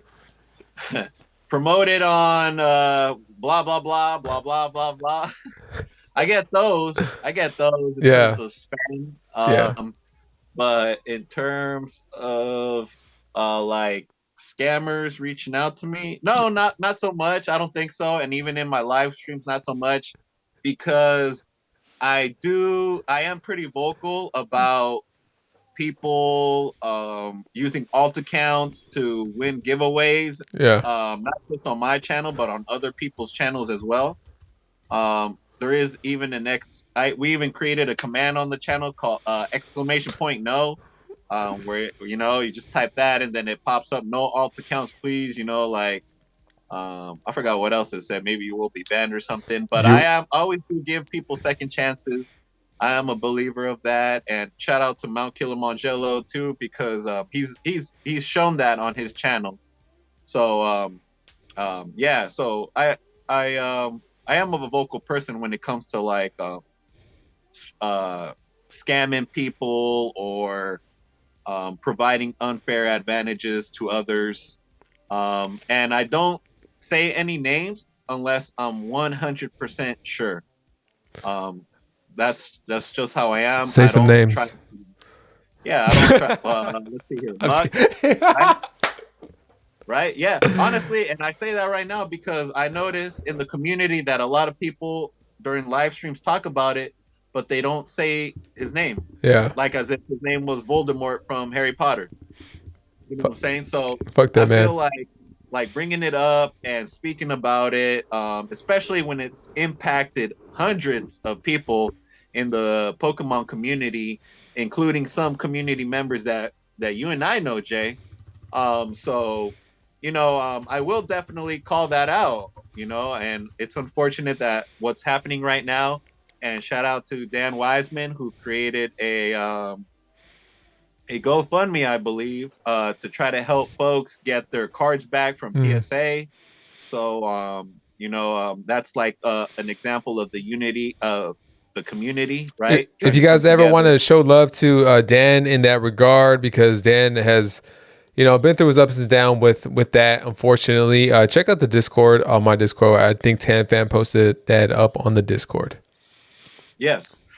So I feel because I'm very vocal about those kind of things, I feel like maybe people who use alt accounts or who try to scam people are less likely to hang out or be inside my live streams. Yeah. And I don't care if they, if they hit the like button or not, if they subscribe or not. It's on Frankly, site. it's like It's on site for people me. that I don't want to have in my community and that I don't want to have around me as well. So, it's in a way I'm filtering folks that I don't want in the community out around me. You know what I'm saying? And a big part of those folks is folks who scam or who create alt accounts to try to get into giveaways and provide unfair advantages to other people who are really trying to be fair and being legit. You know what got me before too? It didn't it didn't make me that mad when it was me doing the giveaway. I'm like, all right, whatever. I don't care as much. But it pissed me off because other people in the community were like donating shit for a giveaway. And then people were entering in with alt accounts, and that got me because I'm like, man, people are trying to be really, really kind and generous, and you're over here trying to enter in with like 3 accounts. Like, come on, bro. You got nothing better to do? You got nothing better to do than to try to win something on here? Come on, man. Like, that could be the tequila talking though. No, that's 100% Jay, because it's one. I guess it's one thing that it's your money, and you know what you're doing with it. You're willing to do a giveaway with it, and and that's up to the person on their standards too, whether Yeah. they allow accounts to get in on that giveaway Yeah. or not. But you're right when it comes to giveaways that other people sponsored. Yeah. That's not you. That's other people's money. I think that's when I know took what I'm notice. saying? I took notice a lot more when like that was the actual issue with it, man.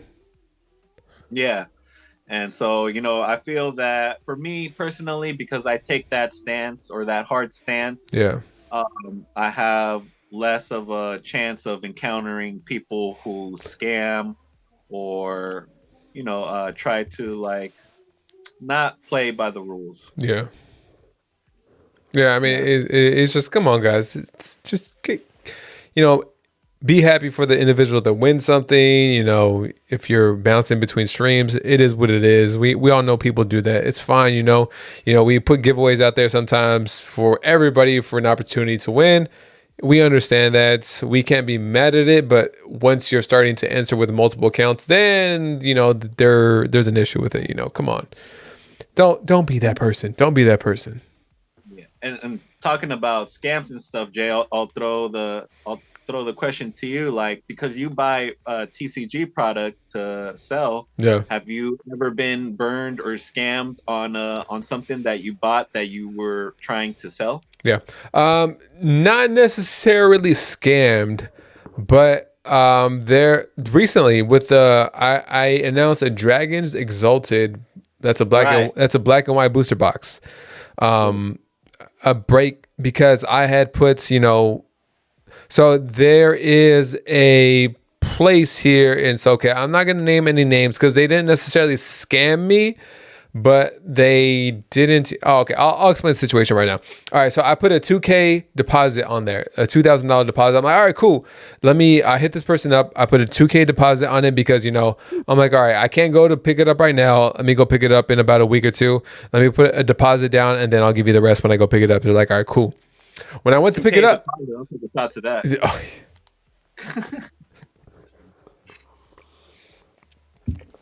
all right. So from there, when I went, to give them the rest of the money, apparently there was a miscommunication with, holding that box. So that box was sold, and that was the only box that they had. It was the only box that they had. So that left me with nothing. So luckily, they did give me my money back before anything happened. They were fine about it. They were cool about it. And that's the only reason I'm not going to say anything about it because, I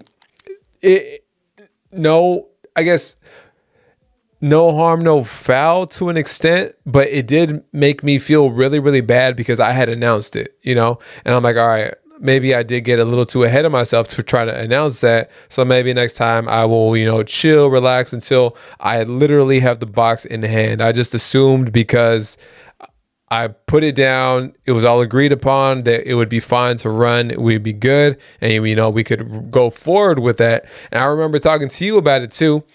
So it is what it is. You live and you learn. You go through it. It's fine. Maybe it was the world telling me, "Don't do it, man. Don't do it." But that's probably the worst. That's probably the worst I ever got burned. Other than that, no, because I usually purchase from really reliable sources, actual stores. So I usually never have a problem. But I also don't buy super, super old product all the time. Once you go into old product, that's where you find the issues. That's where you find the scams, So I haven't dabbled into that realm too deep. Yeah. Hey, Smokey said they didn't scam you, but they didn't scam you, but they kind of scammed you. Yeah, facts, man. Cuz said I got scammed on some cool grades. Cuz, man, sneakers is a different world, man. Sneakers, that place is terrible. Yeah, it's really about the money, right, Jay? Yeah, man. Yeah, it's like sneakers. That's why I left it, man. It's just too much greed, too much negativity within that space. People literally killing each other over sneakers. I'm like, man, that's not the space I want to be involved in, man. Yeah, and then especially since you have a kid too. Right? Yeah, I'm not gonna try. I'm too old to be dabbling in all that stuff, man. I still like sneakers. I love basketball. Basketball is what made me like sneakers, but I love basketball over everything. Yeah. Flaming Charizard Rage, welcome in. Ghetchu look like a mob boss who never made it. Pokey CJ in the building. What's going on, CJ? Nice outfit. Ghetchu said Pokey CJ. Bronx in here. Hey, Uncle Rico said, yo, Ghetchu mob deep. Right. Clampy said Jay almost burned down the place. Clampy, I was a little down on it for a minute, but I'm like, all right, just bounce back, I got the funds back, recouped it, and we just, move on to the next thing. We got a Primal Clash break. I haven't announced yet, but we'll be doing a Primal Clash break next Friday. I'll post that later on. Let's go. Prodigy. Ernie said, out here in the Thriller outfit. Is that your boy Ernie? Hey, check this out. Oh, Ernie's here? Yeah, Ernie, your boy Ernie. Ernie, what's up, Ernie? Hey, Ernie, just in time. Look what I was going to show off. The Kobe. This is my Kobe bobblehead. That's what's up, man. Look at that smile. Look at that smile. Young Kobe right there. Number 8. I think they listed like the MVP awards and stuff he got throughout the years. And then I think that was when he first got signed to the Lakers, right? That picture. Yeah, man. That was when he got traded from Charlotte, and he got announced as a Laker over here in LA. They traded Vlade Divac for him in that trade. Right. He's picked number 12 overall. And man. Got these. I think it was like a Kobe night or Kobe tribute night or something, but they gave both of these out. And pretty much it's just Kobe bobbleheads, a number 28 and a number 24. Yeah. Actually, it's just one bobblehead, but it's one of them in one box is a platform. And then on that platform, it holds like 3 Kobe bobbleheads. So I think there's like 3 different kinds of these. Yeah. And the one I got is the one where I believe it's this one. The one where he's like holding the jersey? The jersey, yeah, with the gray suit. That's sick. So I think there's 3 of them that you can collect, but this was the one that I got. I love all the Kobe memorabilia, man. Yeah, Stephen Kevin said, just had a dude get nicked the other day in Baton Rouge over a few pairs of Jordans. Sad world we live in when a few pairs of Jordans is worth more than someone's life to someone. Yeah, man, Stephen, that was one of the big things that kind of pushed me away from that space, man. It was getting too... Man, yeah, it was just clout chasing, and it was just negative. It was a negative space to be in. I love sneakers. I don't love the culture anymore. I don't love that culture. I love basketball. I don't love the sneaker culture at all. Killer said, gotta go. Great stream, fellas. Hey, Killer, Mount Kilimanjaro, appreciate you, man. Make sure you guys check out Killer because he's got a live stream going down later on tonight too. So appreciate you, Killer, for stopping in here, man. Shout out to you, Mount Kilimanjaro. Thank you, Killer. Appreciate you, my boy. Boom. Little dab on there. All right. So we went through a couple different questions right now. Let's jump back into Ghetchu. Now, his background as a gym leader. In his stream, he says, I'm a former gym leader. What does that mean? What does that mean? Yeah, so let's take it back to 1999. 1999. Woo, man. Let's bring it back, y'all. Let's bring it back. So 6 years old. Now you're really making me feel a little. My bad. You good, bro.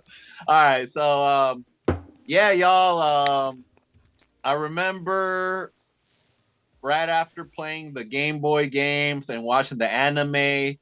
I would go to Toys R Us a lot, but only to play like the consoles that they would have there. They would have like demo games. They would have the console connected to like the wall, and then you could play like whatever the latest game was at the time, right?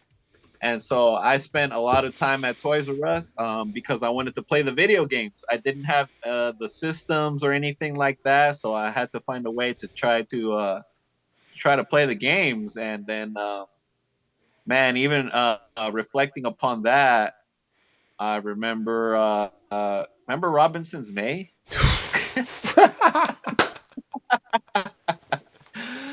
Remember Robinson's May, y'all. Yeah. Robinson's May. They actually had gaming consoles like in the clothing department randomly somewhere.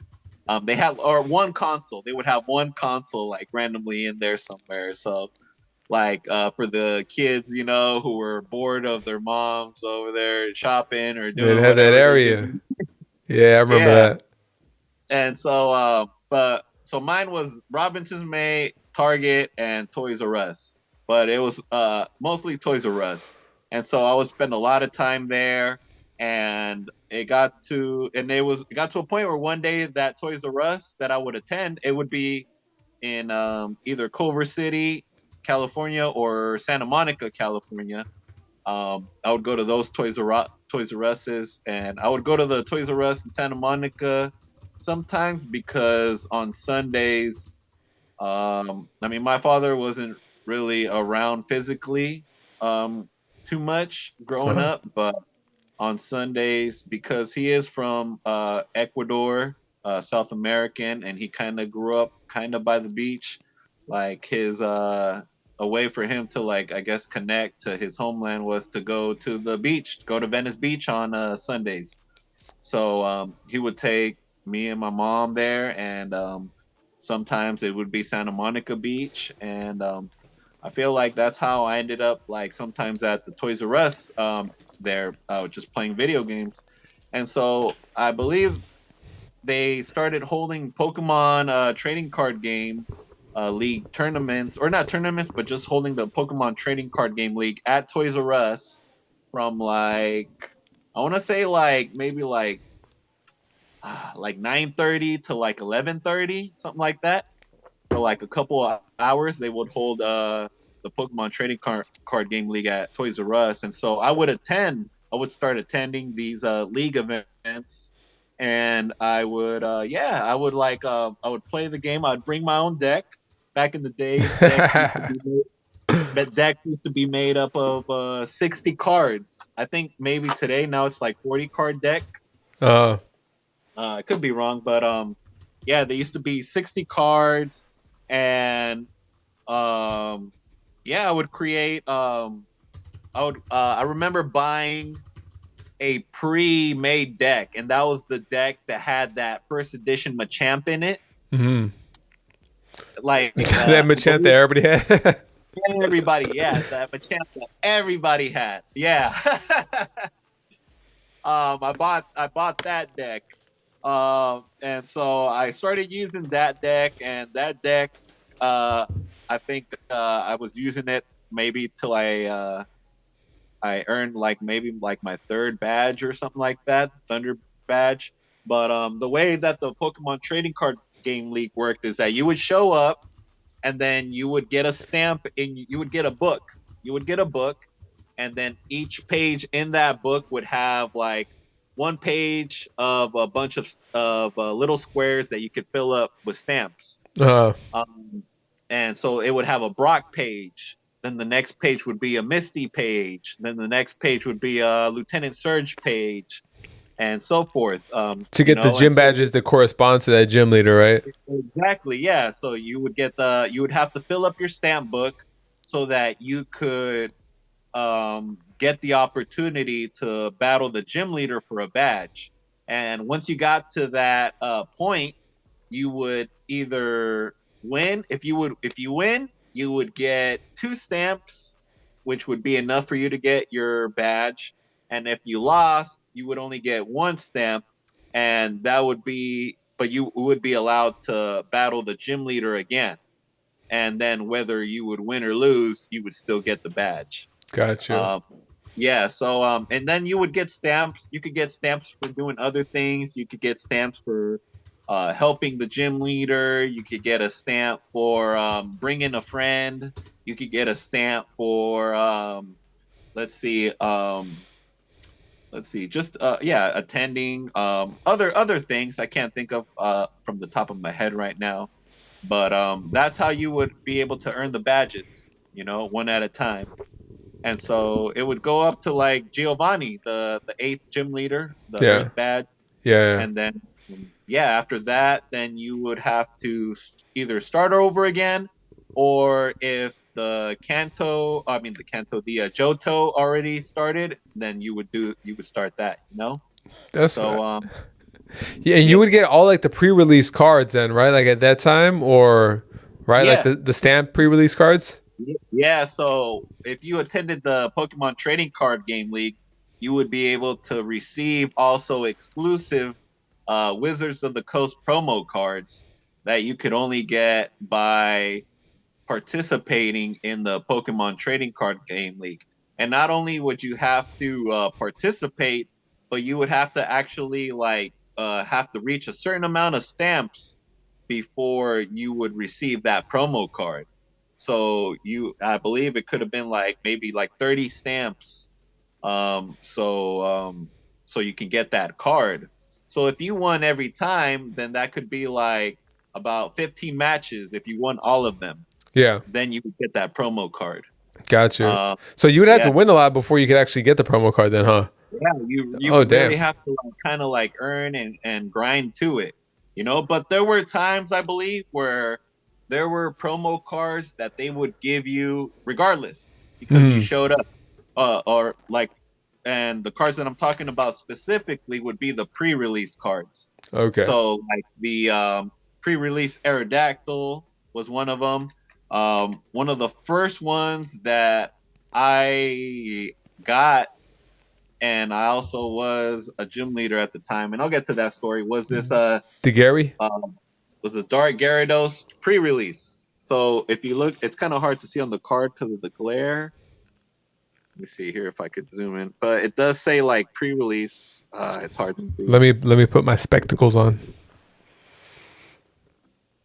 Yeah, there it is. You can't really see. It's because of the light. Because the light's right there. Maybe angle it a little bit. Yeah, I kind of see it a little bit right there. Take my word for it, y'all. It does say I guess right there you can see the gold letters a little bit on this corner right here, or something. But yeah, it says pre-release right there. So this is a Dark Gyarados from the Rocket set, and they would release these pre-release cards whenever a new set would drop. So the Team Rocket set dropped, and they were like, "All right, let's take this Dark Gyarados, and this will be the pre-release card." And when the Gym Hero set came out, then there was this Misty Seadra pre-release. I guess you could kind of see it like that. That's such a bad glare. It sucks. Can I cover the glare? All time. Well, yeah. Anyways, pre-release Misty Seadra. So yeah, so these were cards that we would give away to people like on the spot. You know, you wouldn't have to like earn them or do something like that. Hmm. So, but then there were cards that you would have to work towards or you would have to earn, such as like this Mew right here, Mew promo Hollow. I believe this is one of the ones I gave you, Jay, when we did our first Yeah, when collaboration. you first collab, you gave me one of those Mew promo cards, man. That's Yeah, what's up. so this Mew promo card that I gave you was the first Hollow promo card from Wizards of the Coast. Yeah. Yep. And that Yeah, was so wasn't that the same Mew they got given out for the movie? Similar. That was a Black Star promo, obviously, but yeah, there I believe there was a non well for the first movie, I believe it was I want to say was it Ancient Mew? no, I'm it not wasn't. sure. It wasn't Ancient Mew. That was for Well, that was the That first was for movie. 2000. That was for 2000. 2000. The Okay. movie is non-hollow for the movie says Sleepy. I got you. Yeah. Okay, there we go. Yeah, that's what I. Yeah, so there was the same. It's the exact same design, but it's a non-hollow. Ancient Um, Mew was in the VHS. It ran. Was it really ran? I don't remember. oh, I think Ren was right. Yeah, Ancient Mew, I want to say was because in the first movie it was Dragonite, Mewtwo, Arcanine, and Electabuzz, right? Okay. Mewtwo, Electabuzz. I have it right here, I remember but the Electabuzz. I had the Electabuzz. And there's the Pikachu. No, there's a Pikachu as well. yeah, there we go. There we go. Those are the four. Yep. So it was Pikachu, Electabuzz, Dragonite, and Mewtwo. Those were the four promo cards for the first movie. Okay. And then the second movie, I can't remember what the promo card was. It was the Ancient Mew. It was the Ancient Mew. I think it was just the Ancient Mew, right? Hmm. Because I remember in the movie they actually showed a card of the Ancient Mew in the movie, and I'm pretty sure it was only the Ancient Mew you could get. I could be very wrong though. Yeah, I wonder if they did it for both.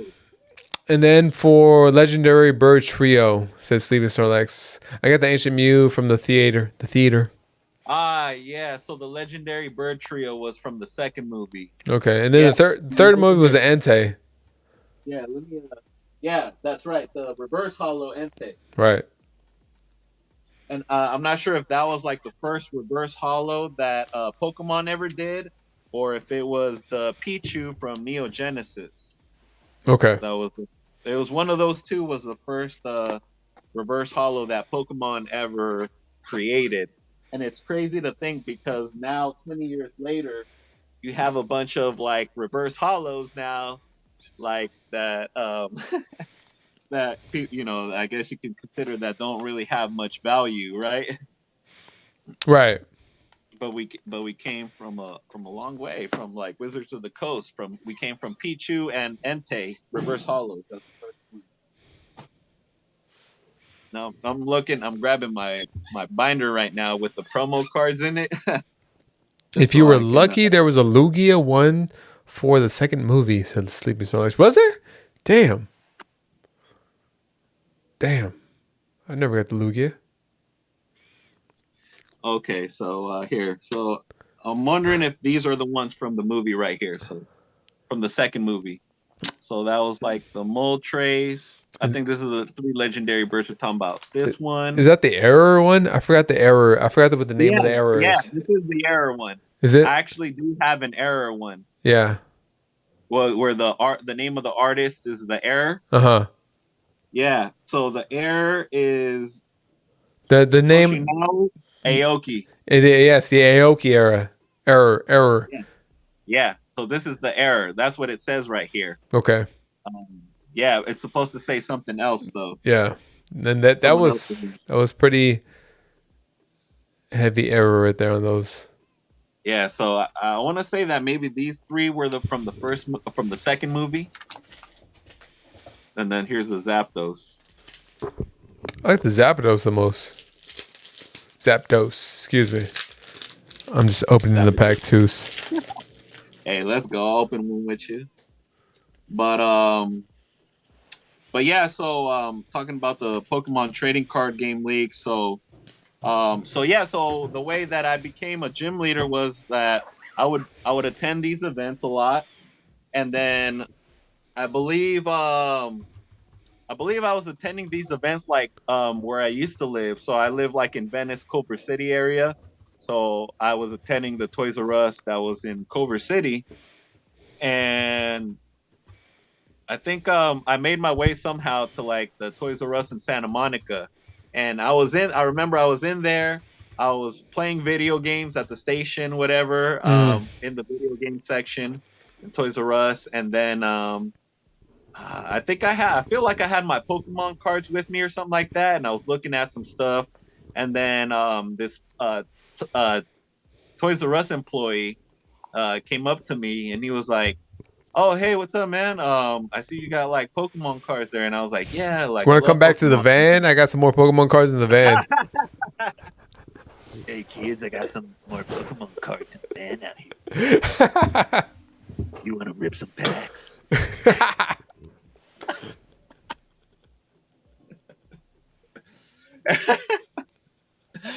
And so, so I was like, "Yeah." Let's go. So he was like, "All right, you know what? We're gonna have a Pokemon trading card game league here next week. If you want, you could come by and help us set up tables, set up some chairs, and we have this other kid that's also willing to help us out too. So if you want, you can help. You could help us out run this thing because I don't know anything about Pokemon or Pokemon." Yeah, Pokemon at the time. Yeah, and so I was like, all right, man. Like, yeah, I know how it all works. I've been attending the league for a while now. I'm already up to like maybe my fourth badge at the time.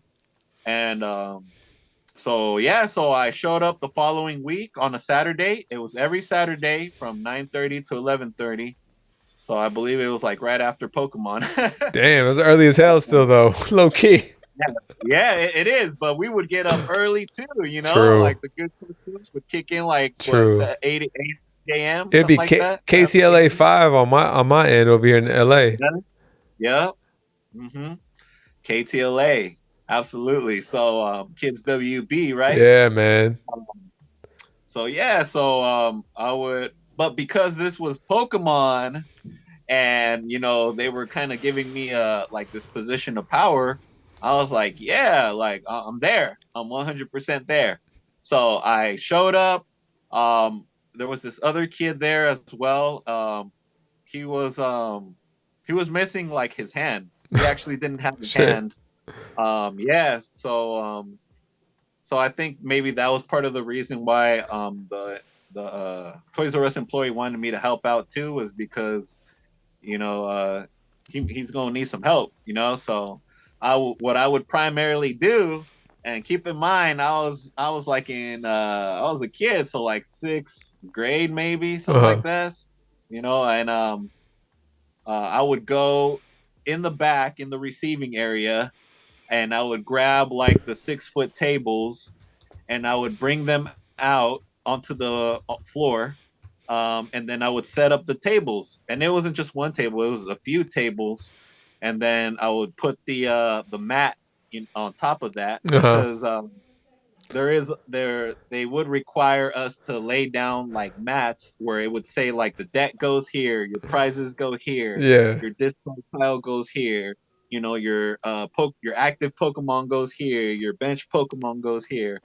So pretty much laid it out for you. So even for new people who are trying to learn the Pokemon trading card game, it would be easier for them to like set up at least, right? Figure It'd it be out.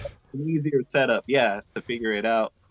And so yeah, that's what I started doing like at 9:30 in the morning. I Damn. was started like, setting up tables and putting up the play mats, and then grabbing the items that we would distribute to people, such as like the promo cards, the gym badges, the stamp cards, the stamps themselves, the Pokemon coins, and anything else that they would give us to give away to people.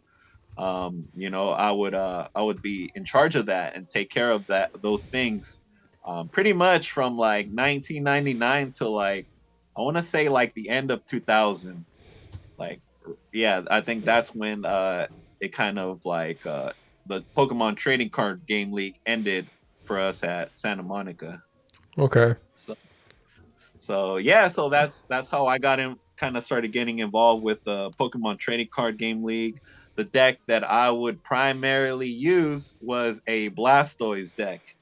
So I'm a big Squirtle fan, Squirtle Squad, the Squirtle shades. Maybe that's why part of the reason why I'm wearing the Hey, shades you should have now. got them pointed out like that, I man. You know should have I got them should have, pointed. right, with the edges on the pointy edges, right?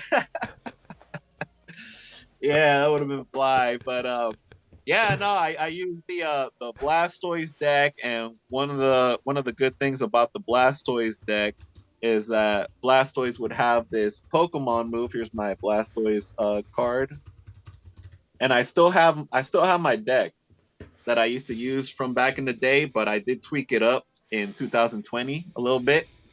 Man, we'll talk about more of that when we talk about the current channel stuff. But yeah, I would I all my cards today that are vintage are not in PSA 10 condition. None of them. Because they're None of played. them, They're with played. the exception of maybe two cards. But yes, Jay, it's because they were played. Because I was always trying to find out what was the best deck, what was like the best cards to use.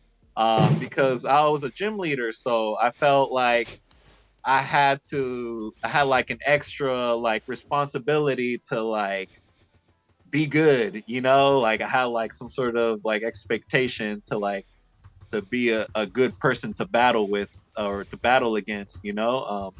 So, and I would say I was mediocre.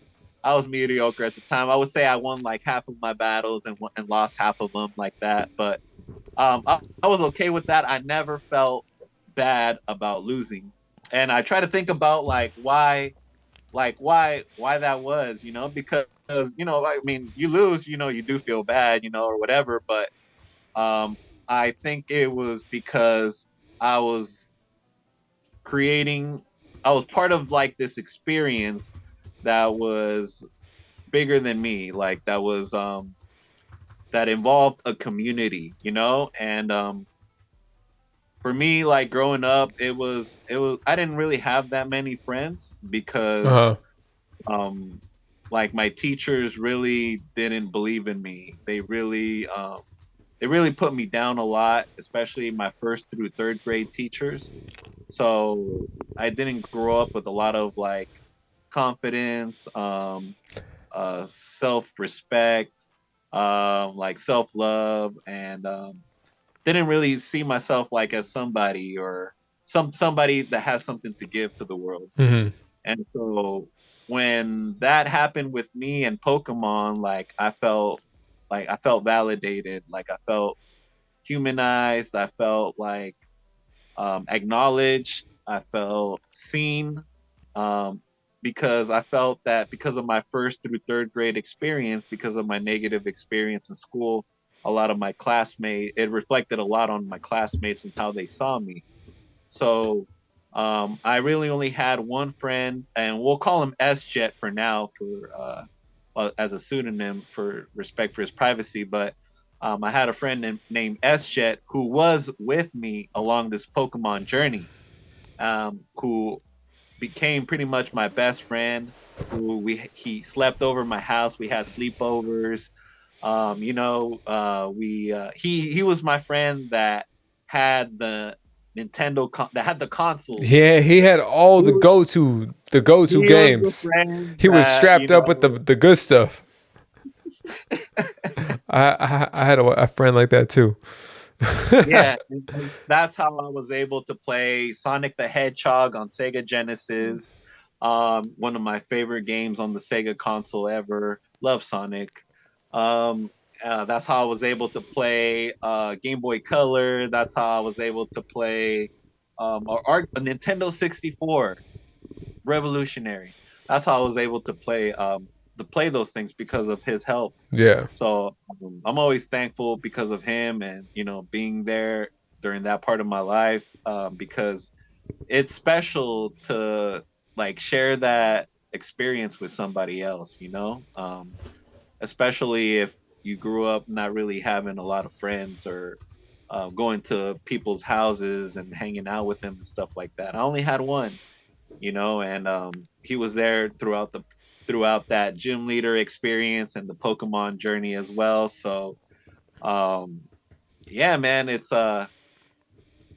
that's why I'm like I try to like share that experience and into what I'm doing today Right. because it's almost like I don't want to say it's like the same thing, but it's very similar when it comes to you know, building a community, um, seeing people on a certain day Hmm. or hopping into their live streams because you know they live stream on a certain day. Right. Um, so yeah, Blockbuster. I see Sick House saying free Blockbuster. Ooh, Blockbuster. Shout out to Blockbuster, where I used to rent my video games at. Joseph said, "Get you the third Blues brother." The long lost, the long lost Blues I Brothers. feel you on that too. I had one friend who had like the Dreamcast, the N64. I had the PS1. I had the PS1. They had all the Nintendo stuff though. Like my boy, he been on here, Lewis. He he had like the N64. We had another friend too. I didn't really like him, but he had some good stuff, you know. So we went over to his house. He was kind of a dick, not gonna lie. But we're like, all right, cool. Let's play Super Smash Brothers over there. Let's have a Right, good time. But after yeah, that, you know, it's just like, nah, you're not invited to the birthday party. You can't come to the carne. You can't come to the carne asada. right. We in high school now. uh, Oh man. yeah, man. But yeah, dude. That's that's how I ended up like becoming a gym leader, and then continue to participate in the Pokemon Trading Card Game League. Mm. And like it's a trip because when I see when the 25th anniversary set came out, um, it just screamed Pokemon Trading Card Game League to me. Screamed it. It screamed nostalgia. It screamed all of that to me. Charizard, Venusaur, Blastoise base set. OG3. Okay. Then you got that, and then they added Dark Gyarados, Hmm. and I think, and you know, I don't know if they put out an explanation as to why they chose the cards that they did, but I firmly believe that they They picked did. that Dark Gyarados because it was the pre-release card Yep. for the Team Rocket set. They picked cards based on their ability within the actual TCG, and then Yeah, obviously pick cards. That's why the Clay Doll's in there, because the Clay Doll was a heavy hitter when it came out. You know, when it was playing in the actual TCG. But they yeah, pick cards in the TCG, and as well as, you know, cards that just drive that nostalgia factor to it. right. And one of those cards that made an impact in the trading card game was Cleffa. Hmm. That's why Cleffa. Clapper was in there. Here's my original Cleffa right here. She is looking little Cleffer. I know it's a little blurry, but I have this Cleffa in my deck, in my Blastoise deck now, because it was such a great card. It's such a staple card that it was in everybody's deck pretty much back in the day because it was such a not a powerful card, but a influential card to your deck. Hmm. So that's why the Cleffa's in the 25th anniversary. Yep. Classic collection card Yeah, right there. yeah, dude. So I was really happy about the cards that were in the 25th anniversary set. I know a lot of people didn't really like it so much, especially because of the value Yeah. of the value of the cards, whatever. But and how easily it was to complete the set. But I really love the set because it really does bring back those memories. You Well, know? it was a good set for a lot of people to hop into, you know, if they're coming back into the hobby. I think Pokemon did a good job with it. You know, obviously the price point on each of those cards isn't exactly the best, but that set helped me get my boy Trey back into the hobby because it brings back a lot of a lot of nostalgia. It brings back a lot of memories. You know, whether you played the TCG back in the day, whether you just collected, it brought back a lot of those memories for a lot of different people too. So it was a good set for people to come back in. I feel like there's like a good amount of sets that came out. So an XY, I think any Charizard heavy set was a big set to bring people back in. So Flash Fire is one of those sets that brought me back in, whether it's XY Evolutions because it drove heavily on like the base sets. Sun and Moon, not that many that maybe brought a ton of people back into the hobby, but for sure, like when Celebrations dropped, that brought a lot of people back in as well. Yeah, yeah, dude. And so, yeah, like I had so many great memories. Like in the Pokemon Trading Card Game League, I traded so many cards, dude. And I will admit that because of the position of power that I was in, like people were willing to make like more deals with me, you know? Yeah, so yeah, dude. At one point, man, Jay, at one point I had like 3 base set Charizards, dude. You traded them. You traded them or what? No, so I would trade a whole bunch of cards, and because kids would come in and out through the trading card game league, they would bring their binders, and they would show cards that they would be willing to trade, and that's how I was able to come across some Japanese cards as well. That's how I was able to get some Japanese cards in my collection as a kid, because I didn't know how to buy Japanese packs or how to even like get to some, or even how they work. But I do remember that they would exist and they were at like some card shops, but I never like pulled the trigger on trying to get a pack. Got you. But yeah, man, the trading card game league was a great experience. Saturday mornings, early in the morning, and it was a lot of work. It was a lot of work, dude, because there was so many people that would come in, and there would be so many people battling at the tables, and then you had to like make sure that, okay, who won, who didn't win, like and then you got to make sure that everyone's playing fair by the rules and that no one's cheating.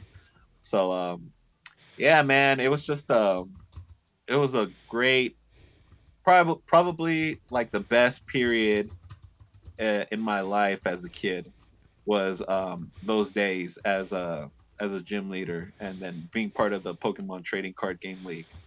And yeah, and after the Trading Card Game League, sometimes me and my friend with our moms, we would go to like a swap meets. Swap meets on weekends was a thing too in my family. My grandpa used to take me to all of them on the weekends, man. Yeah, that's the thing. I was thinking about it the other day. I completely forgot about that. How we would spend a lot of time at the swap meets on the weekends. And I remember when I would go with my friend after the Pokemon Trading Card Game League, there'd be this one woman with a binder full of all the Pokemon cards, and we would trade with her for Pokemon cards sometimes. But it'd be crazy because it'd be like a whole bunch of, she'd be selling clothes and like a whole bunch of home utensils. Hey, there was always that person that had all kinds of random things, all kinds of random things. Yeah, a bunch of random items that don't make sense paired together, but but then you would go up to her and then she'd be like, "Oh, okay, you here for Pokemon? All right, hold on." And then she'd just like pull the binder out of like nowhere and be like, open it like, "Oh." She was out here scamming other little kids for them hollows. We want to talk about scams, not just playing. But yeah, dude, that was my experience in the trading card game league as a kid, and man, I just it really made a positive impact in my life in terms of like getting me through those rough times that I was going through at school.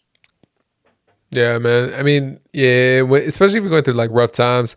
I remember a specific time for me in school when I was in 5th grade, because I came from a not so favorable background, and I dressed a certain way. And then my mom was finally able to move us into a space that was, different, than what I was used to, but I was still dressing the same. So my 5th grade teacher literally pulled me to the side, said, hey man, you're doing really good. You're really smart. People, all the other little kids look up to you. I'm like, oh, for real? Cool.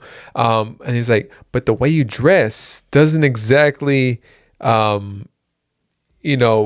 project that about you.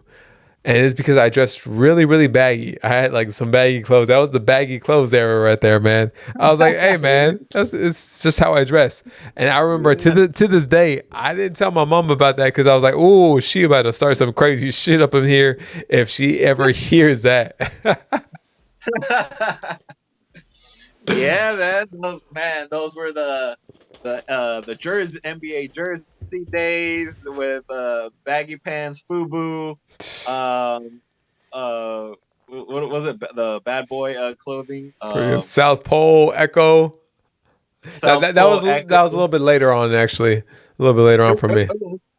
It was. But yeah, no, definitely, dude. The 90s. Like, man, those were some like Rockaware. It was wild, man. It was wild, definitely. We're talking about like Nelly, Ride With Me. We're talking about what are we talking about? Like Backstreet Boys, Eminem, right? Marshall Mathers LP. We're talking about oh my, what else we talking about? Get Rich, Die Trying. Limp Bizkit, Blink 182, Tony Hawk Pro Skater 2 on PS1. Tony Hawk Pro Skater 2 was my shit. Right? Yeah. This was what was going on during that time. Man, Tony Hawk Pro Skater 2 was one of the best games of all time. You quote me on that. One of the best games of all time. Any genre. Yeah, ever, dude. I spent countless hours on that game right there, and I used to skate. I used to skate back in the day too. Ooh. Like during that Pokemon time. Mm-hmm. I was actually a skater / rocker. He was a skater boy. Yeah, I was skater boy, wearing DC shoes, and trying to kickflip off of 5 steps, Damn. And stuff like that. So yeah, I was listening to a lot more rock music than hip hop music during that time. Okay. Yeah. That's a trip, man. taking me back. She said, "See you later, boy." Ricky Hernandez, Ja Rule. Yeah, Ja Rule was popular at that time. Old Time said, but he was. Old Time said, "I still rock my DCs." Even let's go. If I'm not working, he says. If I'm not working. Hey, honestly, DC is cool, man. It's cool to wear DC shoes. I ain't gonna lie to you. About a year ago, during the pandemic, I actually, I stopped skating many years ago, but I ended up buying myself another skateboard. Baker board right here. This man had too many government checks coming his way.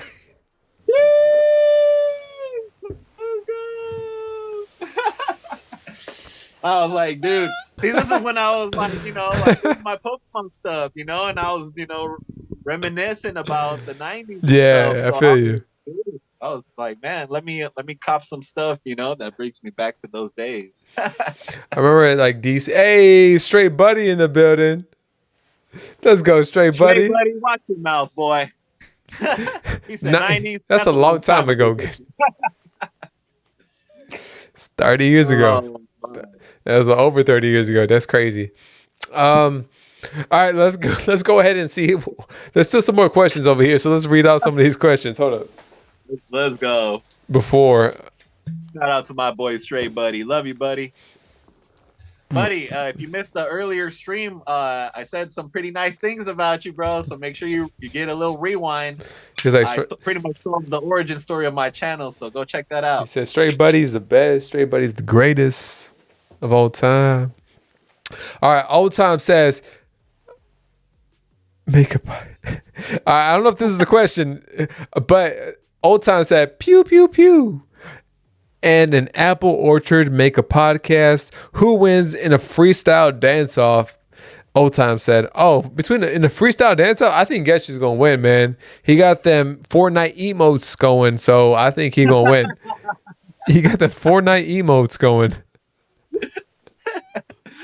I ain't gonna lie, bro. If we get down on the battle, I will be busting those out.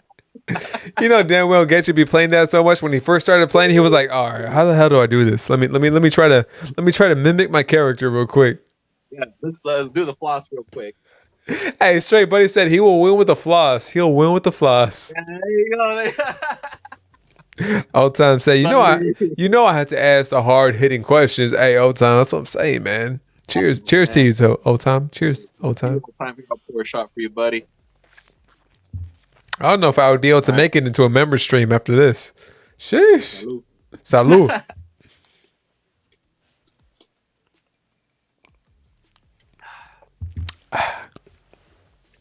Catch 'em all said, "Where did you get the Ghetchu mask?" Party City, maybe. You don't remember. Hey, I remember you saying like, "Hey man, I'm not sure if I'm gonna get the Ghetchu mask in time," when we did our first collab, but you did get it in time, so I was like, "All right, cool." Yeah, dude. Like I said, I was contemplating on whether to show my face or not, because I am an educator and I am trying to like get a better job even right now at the moment. So it is something that I consider, but at the same time, I'm like, we get to 150 likes. All right, let's do it. Fuck it. That's what happened on Jay's Corner. Fuck it. Hey, that's crazy to me because you showed your face first time on my stream too. I was like, hey, I remember you saying you're gonna save that for your stream too when you get to 1K. You showed it on my stream. I was like, hey man, appreciate you. Thank you. That's a big thank you. Yeah, dude, and I really wanted to push like the the likes. I wanted to push the likes, and I wanted to push to see if we could get more viewers in. I mean, we had it's not like I honestly during that live stream I couldn't even, because I wear glasses to see, and I couldn't even see like how many people were in here. I could barely see like the chat. I'll tell you what, because Ghetchu had the mask on, right? So he had his phone on and he was looking at the chat on his phone the whole time because he couldn't see the monitor in front of us. It's hilarious. That's right. Yep, that's right. That was funny, man. Man, it was good times. All right. Wait. Stray Buddy said, what is your plan to expand your content in the future? Ooh, good question. He had too many drinks for that, Stray Buddy. You came in here too late with that question. Well, I will say this. I did set a goal this year to try to collaborate with as many people as I can.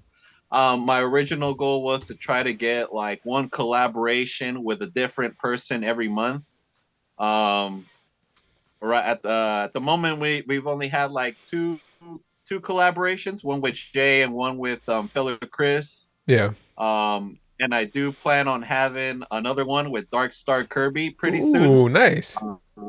Dark Star Kirby and I plan on doing an ETB battle. We haven't decided what kind of ETB yet, but we're gonna do the whole live stream in Arnold Schwarzenegger voices.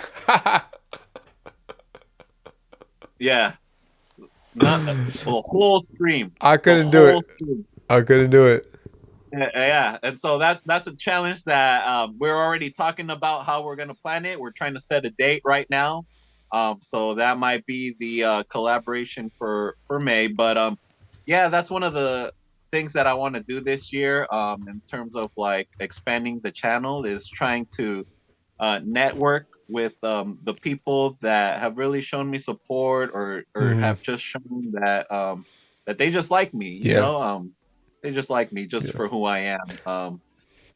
And I feel like Dark Echo Gaming is one of those people. Like, he just the jokes that I've shared with him and the just being there in his live stream, like I feel like we just always make them laugh, or I always make Yeah. AllStar Kirby laugh, and now I'm laughing myself too, from some of the jokes that I say or that they say. So those I do plan on like reaching out and collaborating with more people this year. That's one of my goals for sure, to expand the channel.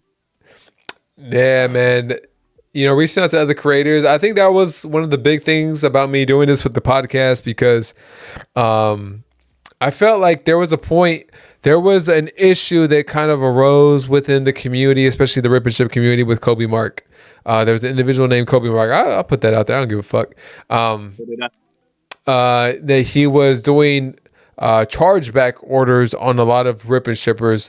Luckily, thankfully, I wasn't affected, but that didn't take away from the fact that I wanted to support those that were affected. So I'm like, no, he's gonna be banned from the channel. I don't want to play that. And he continues to do orders, and now he's no longer within the community. For me, I feel like that made me take a step back away from being as open within the community, and it made me like rethink my process. But then I kind of knocked myself out of that by this point. That's why I was like, all right, let's go forward with the podcast. Let's do this with the podcast, because I really want to get to know a lot more of the creators that I came up with. Like you, I've had like Pokeball and Mike on the stream. Obviously, I've had Ian, I've had Dub, Kelly, Live TV, Gladiator Collectibles. I've had Steven Krantz, who I helped kind of get into this space. More people as well. Don't be mad at me if I didn't say your name. Obviously, Cuz in here. Old time in here, right here with the big eyes, right there. I see you, old time. I want to get you on here because me and old time, we shared a very intimate experience, guys. We shared a very intimate experience, Ooh, on the last pack. We gotta drink a little more before we explain our intimate experience, old time. Salute to OTP for you, brother. Trade days, yeah, man. On old times, I think it was my second live stream of all time. Second live stream. I know old time was there. He stuck with me through that whole terrible live stream. I didn't even have the audio synced up with the video. So I would say things, but it wasn't synced up with what I was saying. But on the very last pack, I opened up a Pokey Ref pack. It was his second. No, it was first. It was his first mystery packs he was making, right? And I pulled one of the green packs. It was just the Evo Skies pack, but in that Evo Skies, I pulled a Umbreon V Altart. And man, you be pulling a lot of those, huh, Jay? I pulled a lot of those Umbreon V Altarts. Yeah, man. Yeah, you pulled me one too. That's what I'm saying, man. But earlier in that stream, I'm not sure if it's earlier in that stream or not, but Old Time asked me if I had an extra one to trade the Moltres. I'm like, Old Time, I don't have an extra one, but if I get one, we'll trade, because he was going to try to trade me from the Moltres V Altart. And on the very last pack of that stream, I pulled the Umbreon V All-Star. I said, Old time, we going to trade now? And we trade. He took a leap of faith by sending a card my way from a person he didn't know. And I took a leap of faith by sending a card his way from a person he didn't know. Also, Old time. That's why I want to have you on the podcast too, man, because you and I go way back. We kind of came up at the same time together, man. So it was good times to reminisce with the community. And that's what the podcast is kind of all about, just to get to know everybody a little bit better and to, show, a lot of people a lot of love. Eventually everybody's going to come on, but, we got to take it one person at a time. Finally, glad that I got you to come on here, Ghetchu, to, chop it up, hang out in here, because I honestly, I don't remember the first interaction that we had. Do you? Right. Honestly, I really, I was trying to think about it the other day, and no, I really don't remember our first interaction, dude. as hard as I'm trying to think, and I need like I feel like I need like to hear some events that were happening around that maybe that time to remember that Mhm. that's around the time we met, but I feel or like that you started. I feel I don't like know if you started hanging out here, or I don't know if I started hanging out I don't there. remember. I think I went on. Damn, I don't remember. I think I went to your stream one time, and I was just chilling in there because Killa said something about it. Because I don't think I hung out in your stream until after Killa came into my stream, and then I went to Killa's stream, and then I saw you in there a lot, and then I went to yours. I don't remember, to be honest. It's one of those things that kind of just popped off eventually. Yeah, right. And I was trying to think of like, cause fella Chris was telling me about how he was trying to remember like when we first started following each other, but and I told him like, oh dude, I remember the first time I started following you was when Pokey Diz first rated you. Oh, Um, okay. the very first time. I was already following him, I believe, Uh Philip huh. Chris, but that was like the first live stream that stands out to me of me watching him. Um, and I think I did subscribe that live stream. I'm not too sure, but I remember that was the first live stream that he did, and yeah, he just seemed like a really honest guy. So that's what really made me like hit that subscribe button. Um, so that's what it really was. He kind of like showed uh his vulnerability in a way Hmm. through that live stream, and I think that's what gained my respect for him. For for For Fellow Chris. for fella Chris. For Okay, I Fellow Chris. remember. I remember Yeah. you telling me about what happened with that too, man. Yeah, I don't Yeah. remember how I hung out in fella Chris's either. A lot of people. I just kind of popped in there. I was like, "What's going on in here? What's happening? What's happening?" You know. Broly Uh, Pool said the time I met Jay is the time he called me baby Broly. I You re- remember that? Dude, I remember that. I remember it was still when I was going over to my mom's house to do the live streams from the garage. So I would set up my entire setup every single time and then take it down right after. And Broly came in one time and I was like, Broly Pools. Like, hey, baby Broly? Because I follow a guy named Baby Broly on my IG. He does like Pokemon content and stuff like that too on like might be one not, I'm not sure. But I follow a guy named Baby Broly, right? So I was like, oh, was that Baby Broly? You know, I kept calling him Baby Broly, man. It was good times. It was good times. I still remember the first time. And then yeah, he showed a lot of love, and he put orders in like the same day. The same day he came into my stream, which I kind of tell you guys, don't put orders in the first day you come into the stream. Like learn about the stream, figure out what's what, ask questions, I'll answer them. Especially if you guys are new, you're inquiring and you're trying to make a purchase. Yeah, just chill the first stream, especially, and figure out what's happening, what's going on, especially if you're new, on my channel. But yeah, Broly came through and showed a lot of love, a lot of support. So I appreciate you, Broly. Still remember that first time, man. Hey, Missing Number Collectibles in here said, what kind of Pokemon you having in your party as a gym? Jay's Corner TCG and Ghetchu. Hey, what was all right, for me, I didn't really play the TCG like that. I played the video game, like the Pokemon Gold and everything like that. What Pokemon did you have in your party in like Pokemon Gold, so we could like kind of go off that? Mm, so the question is like, what what like individual Pokemon or what? Like in yours, I'm assuming Missing Number Collectibles. I could be wrong, but I'm assuming like in your party, like how you had 6 Pokemon in your party.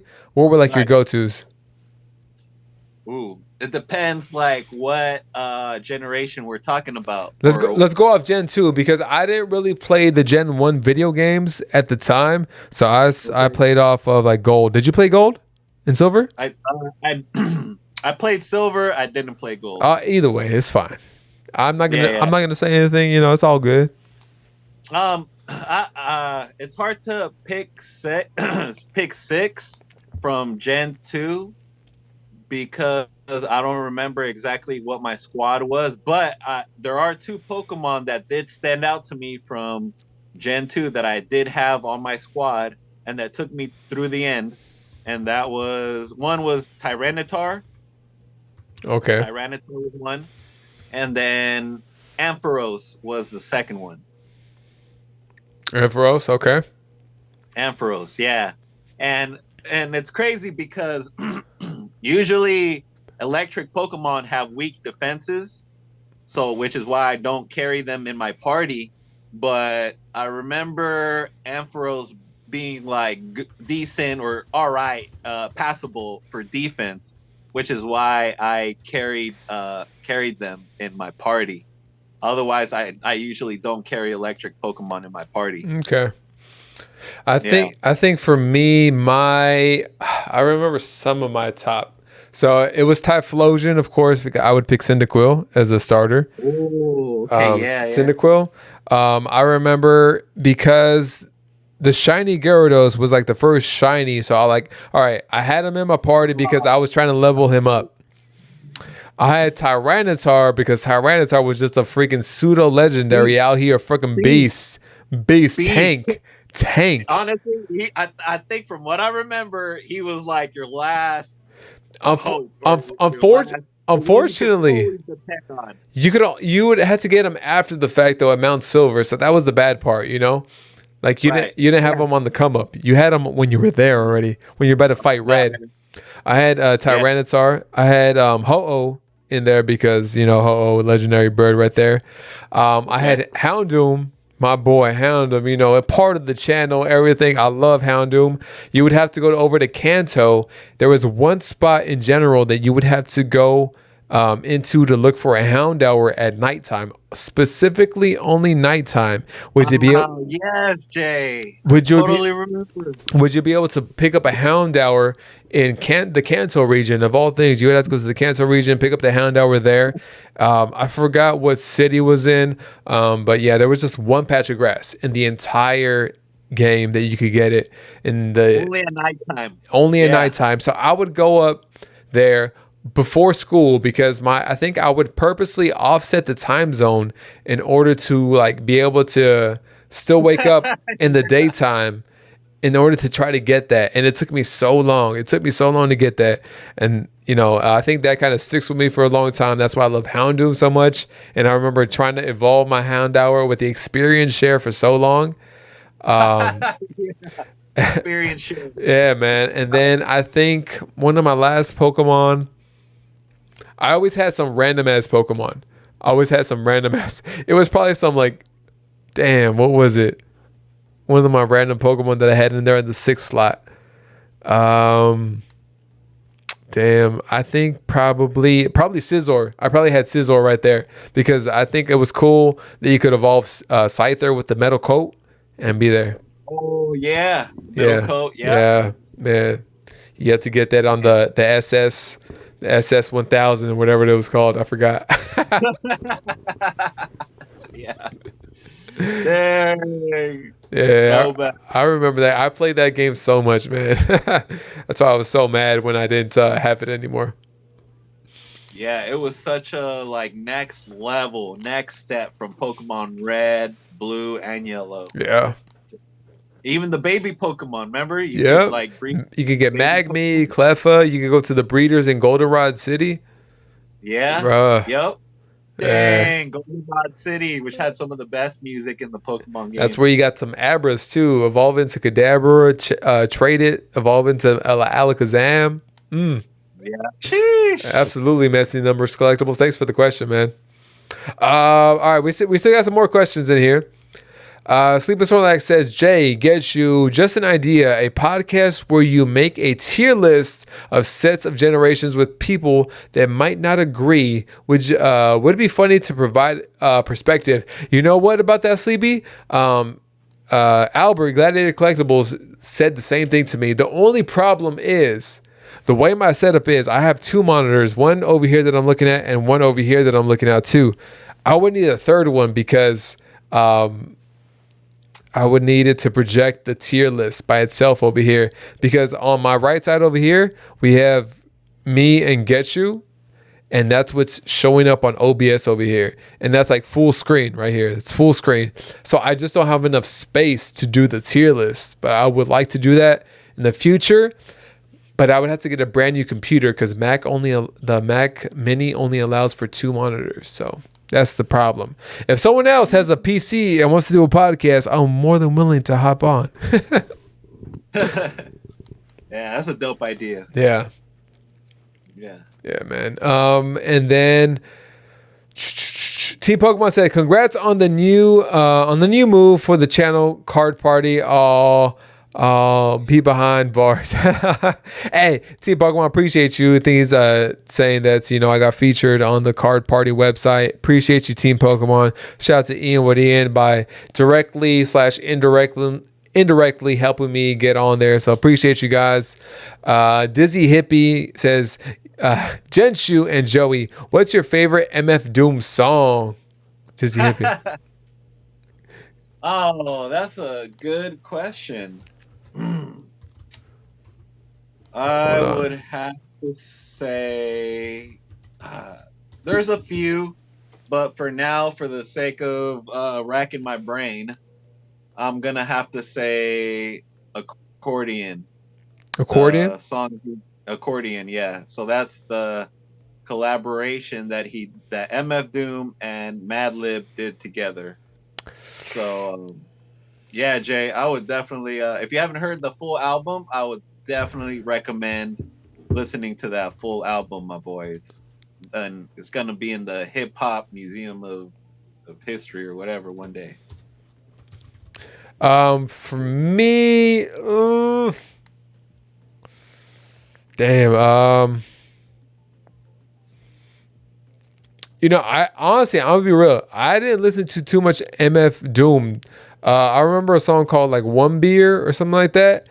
That was a song that kind of attracted me to it, but I never got that deep into MF Doom at all. I'll be real. Yeah, man. Jay, I would definitely recommend listen to MF Doom, dude. Yeah. If I had to choose one album for you to listen to, it would definitely have to be the Mad Villainy album that he collaborated with Madlib. Okay. So Mad Villainy, and I'll shoot you a link for that too. Hey, yeah, send it my way. All right, Ghetchu. Let's get through this questionnaire, and then I think we're going on almost 3 hours now, man. Appreciate you guys hanging out with me. Telling all your business. I see you. Special Herbs and Seasonings was good. Yeah, that was good. I actually have some MF Doom on vinyl. I think I have one of his Special Herbs volumes on vinyl.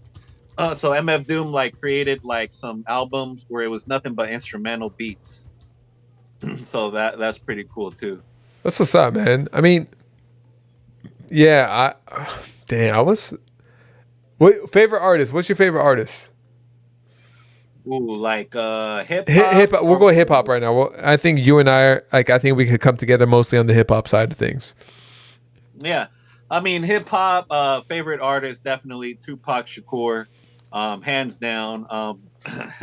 I try to challenge people and tell them, all right, who are your favorite besides Tupac and Biggie? Yeah, right. The cop out. Yeah, exactly, the cop out. But I mean, for sure, it's got to be Tupac Shakur. Okay. One of my heroes, for sure. Okay. But how about this? How about I'll challenge myself and I won't pick Tupac or Biggie. I think I'm gonna have to go with Black Thought from The Roots. Ooh. Legendary Roots too. Dang. Hey, I remember listening. Obviously, this is not Black Thought, The Roots, or nothing like that. But I remember listening to Black Star for the first time, and that was crazy to me. I don't know. I think I just got introduced to underground at that time, and I was like, hey man, Black Star and Talib Kweli out here doing the damn thing. Like, dang. One of my favorite all-time albums, top 10. I even have that framed on my wall. I have the I have the vinyl over here, and then I got a picture of the vinyl of the album cover up here on my wall too. Uh-huh. But yeah, absolutely. Black Star, Talib Kweli, Mos Def, now Yasin Bey. Yeah. Absolutely fire. Man, and I remember, I think one of the original, because I was born in 93, so around '03 and '05. So it went from like 50 to the game, especially because the game was like on the West Coast over here too. So I think the documentary really got me into a lot of hip hop and, dove deeper into, previous hip hop, things that came before him, whether it be like from, even Nelly. Nelly was popping. People forget that Nelly was going hard at that time, like early 2000s. Yeah, one of the first Southern, if not probably one of the first Southern rappers. Not the Yeah. first, but Like Outkast. Outkast was in there for sure. Like Andre, Big Boy, Because of everybody else. Outkast, Nelly was able to blow up the way he did in the South. Nelly was on a different type of run, man. And Ludacris around the same time too, right? Luda was on some. Ludacris Back for the First Time album. Yeah, man. 36. Dang, that's crazy. Going back in time like that. All right. Do you listen to current artists? I have been a lot more the last couple of years. Okay. I've really been locking in on Kendrick Lamar. I mean, I've always been a Kendrick Lamar fan. Yeah. But I feel like I've really been resonating with his last two albums. His last two albums, I think, are Damn was crazy. Yeah, absolutely, man. I think Kendrick takes a step out of, the comfort zone and always does something a little bit different that people don't necessarily resonate with, like right then and there. But then like a couple months into it or a year later, they're like, hey, this was actually pretty damn hard, So I think he does a good job with that, stepping out of his own comfort zone to do different things. Kendrick, J. Cole, I think super. Another one. There is one of there's a song specifically, not necessarily the artist, but A Boogie with the Hoodie. He dropped a song called Jungle, and it's like he says, "This is what the jungle do." That song, I love that song so much. That's one of my favorite songs ever. You gotta shoot me that one right there. Yeah, man. And then speaking about the West Side, we gotta show love to Nip. Show love to Nip. Rest in peace, man. That was another big hit. Before Cole passed, Nip passed, and I was like, man, that hit hard. But then Cole passed, and that hit even harder. And then, Roddy Ricch was on a good run for a minute. I think he'd been a little quiet for a little while, but we'll see if he comes back with something else. I like him. I mean, Cuz said Dolph. Ren said MC Hammer. MC Hammer. Can't touch this. No. I heard MC Hammer is kind of with the shits. I heard you don't mess with MC Hammer. You know who's someone that y'all should really check out is this cat named Hit Boy. Oh, Hit Boy, nice with it. Hit Boy is really nice with it. Doing a lot of great music right now. He did 3 albums with Nas, and I gotta say, wow. I think the last one, King's Disease 3, just my favorite Nas album from those 3 that he did. Yeah, so man. It's like a cat. It's Hit Boy, who's 35 years old, I believe. Mm-hmm. And then you got Nas, he just turned 50. Yeah. But Nas on this album for sure sounds like he's rapping like he's in 93.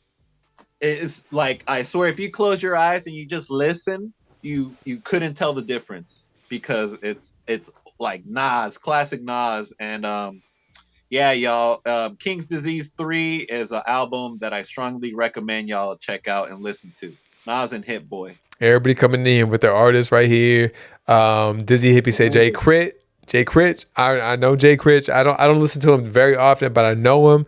Wheezy said Sick House. Of course, Wheezy F Baby. Wheezy's OG. 42 Doug, my ish. I like Bad Bunny. Hey, who said the thing with Bad Bunny, and I would say, I think for me, I liked Ozuna before Bad Bunny, but Bad Bunny really put Latino, stuff on the map. You didn't hear no crossover music like that. I think maybe J Balvin, because Beyonce did a song with J Balvin, or she hopped on his like remix or whatever. But with Bad Bunny, he kind of put Latino music on the map. Yes. You know, I think both I and Ghetchu come from like Latino backgrounds and everything like that too. So that's a big thing. I don't think since Selena did we have someone in the forefront of pop industry. Tell me. I will say Pitbull. Yes, yeah, Pitbull. True. Reggaeton days. True. In like True. 04, 05. Pitbull went hard. I think that definitely also was like a big moment or staple. And Bad Bunny, he's a trip because what's happening right now with him kind of reminds me of what was happening in 05, 04 with reggaeton. Yeah. You know what I mean? And I remember when reggaeton like kind of first came out, I was like, I don't know, you know, like, I'm over here listening to Snoop, Dre, you know, 50 Cent, the Kanye West and all that. But then like the more I listened to it and then the more like parties I attended, yeah. Like I was just like, man, this music is banging. Facts. The beat, the bass, the drums, the drums even sound different, right? Yeah. The boom, the boom. Well, hard, man. Hard, boy. Hey, and here Ernie and Ricky are saying that Daddy Yankee put in the groundwork for Bad Bunny. Hey, absolutely. Daddy Yankee was like the first one, well, not the first, but like an original like pioneer of that sound, the whole vibe to it. And I think, you know, it always takes that first person, you know, whether it be with like hip hop with first hip hop song was damn it, I can't think of it right now. Sugar Hill Gang. On like the first hip hop, you know, origination of hip hop. It always takes that original, you know, artist, original band to get that vibe through and then, you know, grow and expand upon it. So for sure, Rapper's Delight, yes. Rapper's Delight, said Digi, yes. Sugar Hill Gang, Rapper's Delight. So for sure. Yeah, and Ernie right now hit it on the button. Even for the folks that didn't really like reggaeton back in any of that. Ernie, not facts. a fan of that music, but when you lit with some baddies, I don't mind it. That's 100% facts. Ernie talking about all of us right now. Yeah. Ernie saying what we're I like Ernie. You honestly, you would like Ernie because I was telling my boy Ernie about you and how like feel like you two would get along really good because one, both of you are basketball heads. Hey, let's go. Ernie plays basketball. Oh, he is over 6 feet. You like your hygiene. And then two, Ernie loves fishing. Oh, okay. He loves fishing. Yeah, he loves fishing. And Hell I know yeah. how you got your like fishing shop, you know, going on and stuff. So I was like, man, these guys would get along great. And then it's like me and it's like, why am I attracted to you guys? Like, what's going on here? Hey, we out here passing Ghetchu around back and forth. Oh man. Like Forrest Gump said, Ernie's one of my best good friends. Ernie's one of my best good friends. Let's see, where was I? Okay, that was after Dizzy Hippie's question. So Dizzy, you sent us into a freaking You totally went off on that. 15-minute tangent off one question. Yeah, I love it though. We kept it in the 90s, right? Early 2000s a little bit. Joseph Bird said, when did you both plan to tell us your real last names? Sopranos. Look at Broly pulls fish and rip content soon. Well, hello Fish there. and rip. I didn't see you guys there. This is J Score TCG. I'm catching the bass. But I also have this badass, I don't know, pack behind me. We got some Evil Skies packs here. Hey, welcome into J Score TCG. We have an Evil Skies pack on the line, tied up on the hook. We're gonna see if we can catch a big ass fish. Ooh. Maybe a Gyarados. Oh, we got a big one. We got a big one. Reel her in, Jay. Reel her in. Someone just clip that shit. Don't do it. Oh man. Oh man. All you pictures right there. Hey, you guys can see Ghetchu's real name right there in the corner. He got his real name right there. Joseph. Joseph said, not a question, but all jokes aside, thank you both for the things you share with us and the impact you have on the community. Hey, Joseph, appreciate you, man. Hey, people have been telling me lately, appreciate you what you do. I'm like, I don't know what the hell I do, bro. I don't know what the hell I do. But thank you guys. I thank you. Appreciate you guys being in here, showing love. Still, we're 3 hours into a podcast, 25 people in here chilling with us, chopping it up. Shout out to my man Ghetchu. If you're not subbed to my man Ghetchu, please do yourself a favor and show some love. Ricky dropping in on the new monitor fund on the $20 dono. Ricky! I can't even drop a bomb for that.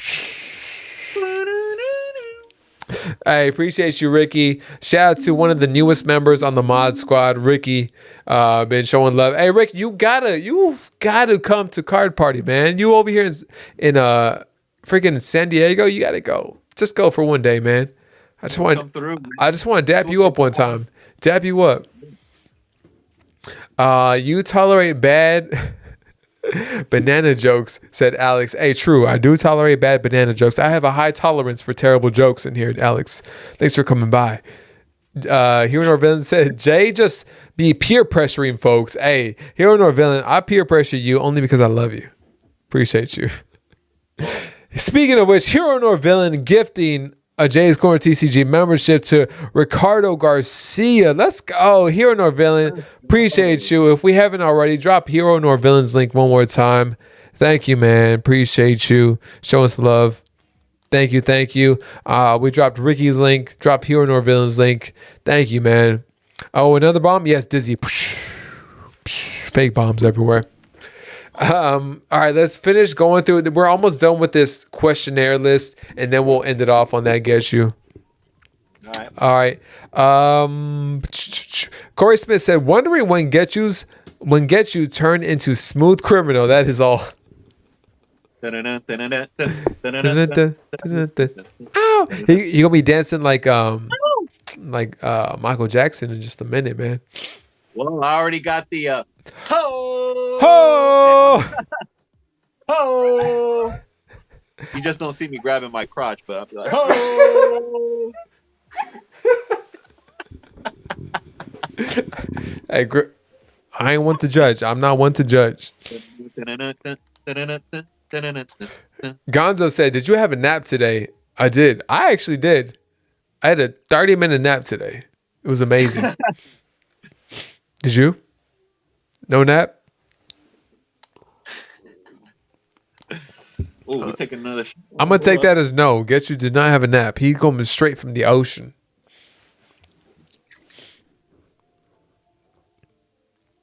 Careful, the fist in the air looks mighty sus. Hey. Salute.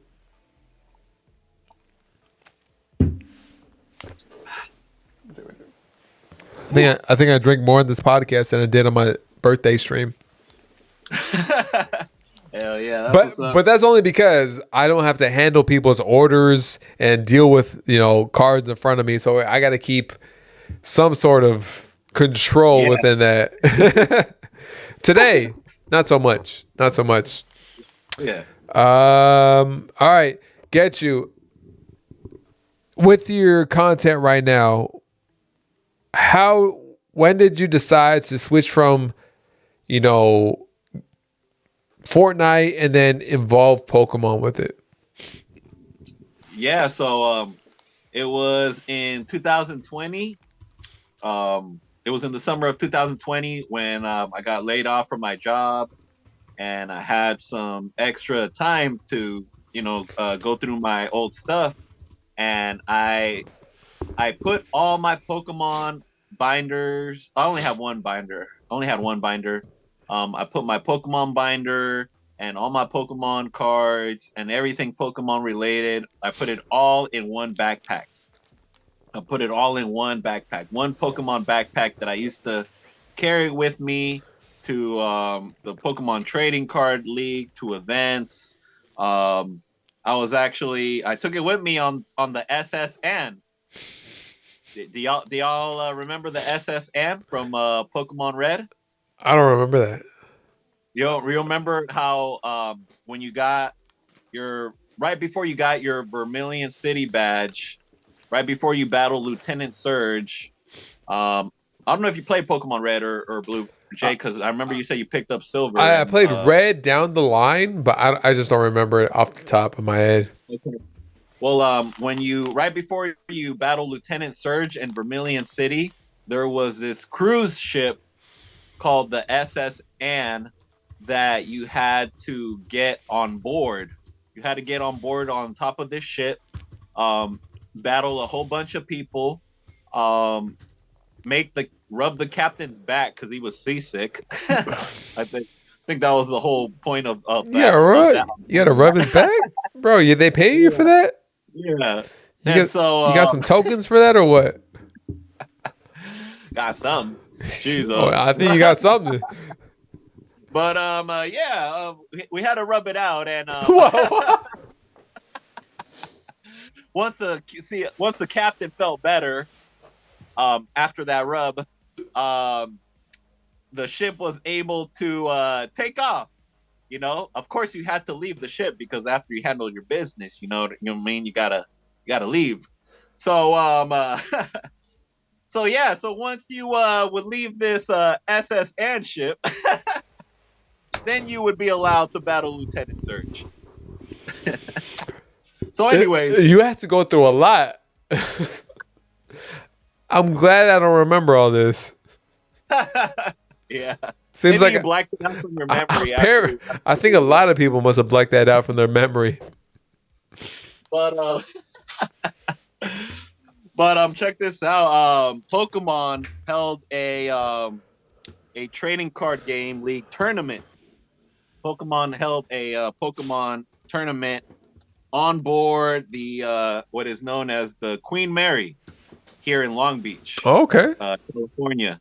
So in Long Beach, California, there's this boat called the Queen Mary. It's just about almost like an exact replica of the Titanic. I mean, much smaller, I believe, or maybe much bigger, honestly. But yeah, there's this ship docked all the time, or for the most part, at Long Beach called the Queen Mary, and Pokemon, building upon the Pokemon Red and Blue games, took that ship and transformed it into the SSN ship that you would see in the Pokemon Red or Blue games. And so, like, each floor on the ship was were different age groups. So you had like the younger kid age group, you had like the teenager age group, and then you had folks who were like older than the teenage group, than 18 and over, or whatever. And so yeah, so you would have to like you could not anyone could just show up. You had to be invited, and you had to participate in the Pokemon Trading Card Game League so that you could be able to participate in that event. So they held a tournament. It was called the Super Trainer Showdown Tournament at the Queen Mary, and it took place during the summer in July of 2000. So your boy was there. Your boy was battling it out in the tournaments using his Blastoise deck. And yeah, we out of like the 200 players that participated in my age group, I ranked in at like 101. So they took the first 100 people and they moved on to the next round. So I barely missed the next round by one person. But at the same time, it was also organized by alphabetical last name. Okay. So that's like what determined also your position. So there were a lot of people also tied with like all the same amount of points. So Mm-hmm. they got organized into by last name, by Oh, alphabetical.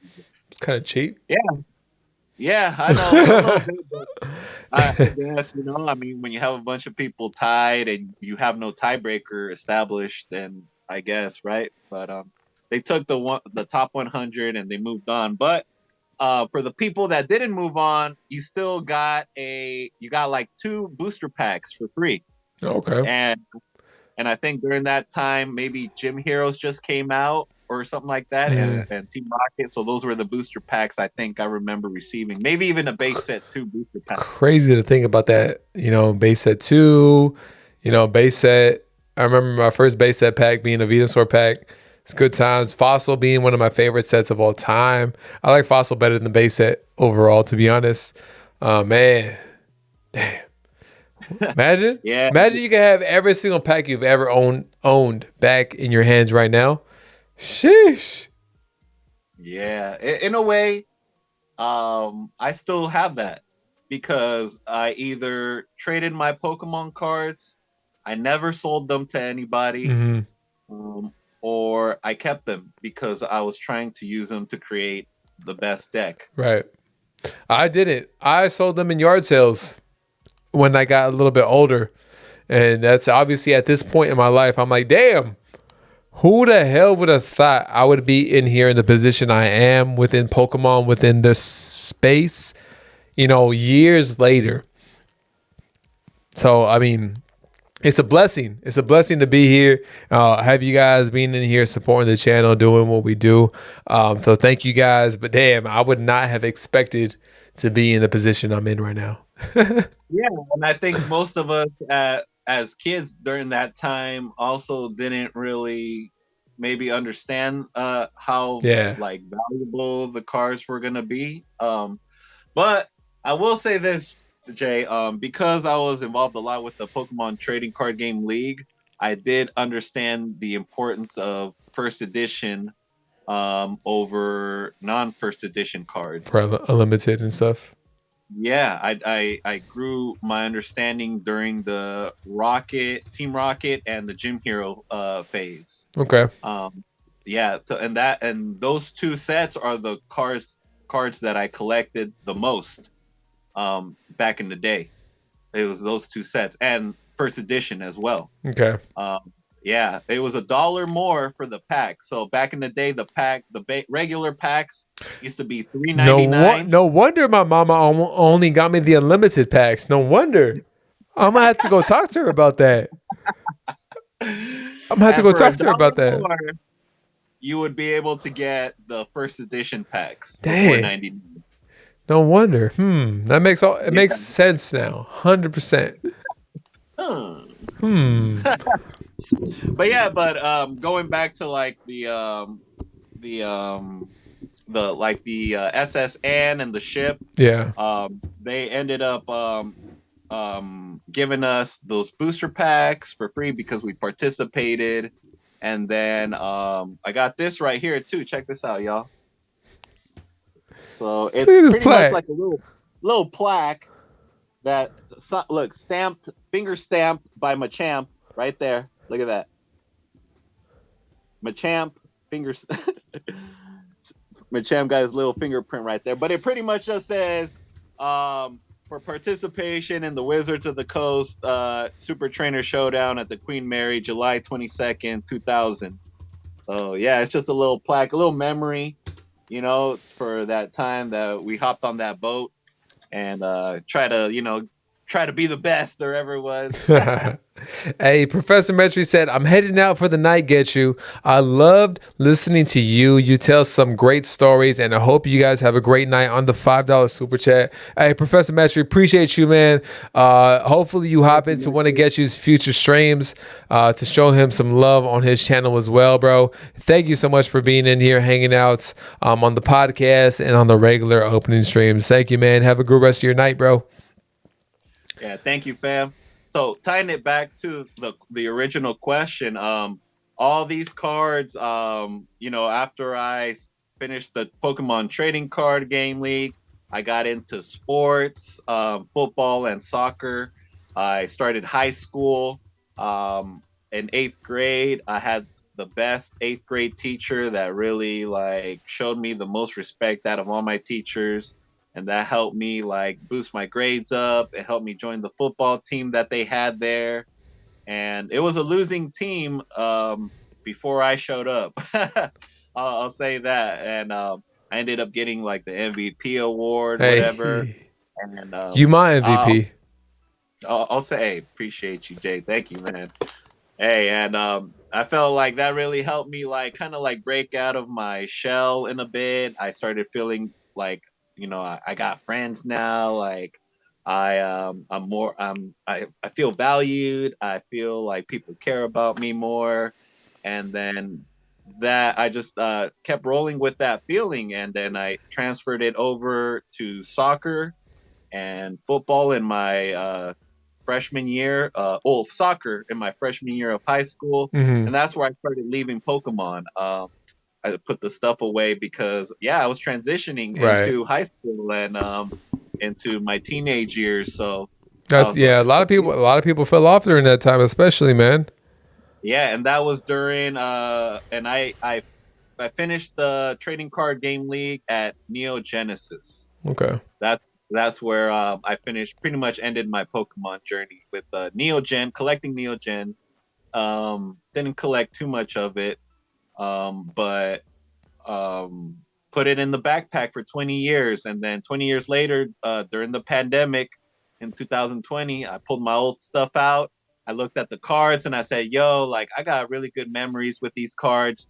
Let me go buy a frame at Michael's for like $10 because they're on sale, Yeah. and let me post these cards up on the wall so I can have them and just have something to look at that was something very positive in my life." And so this was during the summer of 2020, before the big Pokemon boom, before Pokemon prices got out of control, and when after I did that, I started looking at, okay, like I got my frame, like I wanna build the decks that I used to use back in the Pokemon trading card game back in the day. So I started going on eBay and I started buying like specific cards to create specific decks. From back in the And day. that was, from vintage decks from back in the day. And I had big help from Drunk Shuckle. We don't know each other personally or haven't like made any contact with each other, but I started watching his videos on how to create decks that used to be good back in the day, and Okay. what cards he recommends to use for what decks to make them stronger. And he does reviews on old vintage decks and old vintage cards and why they were so good back in the day and what cards they would be a great fit for Uh huh. and stuff like that. So that really got me going, got the Pokeball ball rolling. You know what I'm saying? And I then would have dropped the rim shot, but I don't have it. and so that's what really got the Pokeball ball rolling. And then after that, I came across Leonhardt, Pokey Rev, um, Real Breaking Nate, Deep Pocket Monster. Let's see, and a few other folks from the YouTube world. But initially, I started on Twitch. I started in the Twitch world. I started watching DJ Demo. I started watching uh,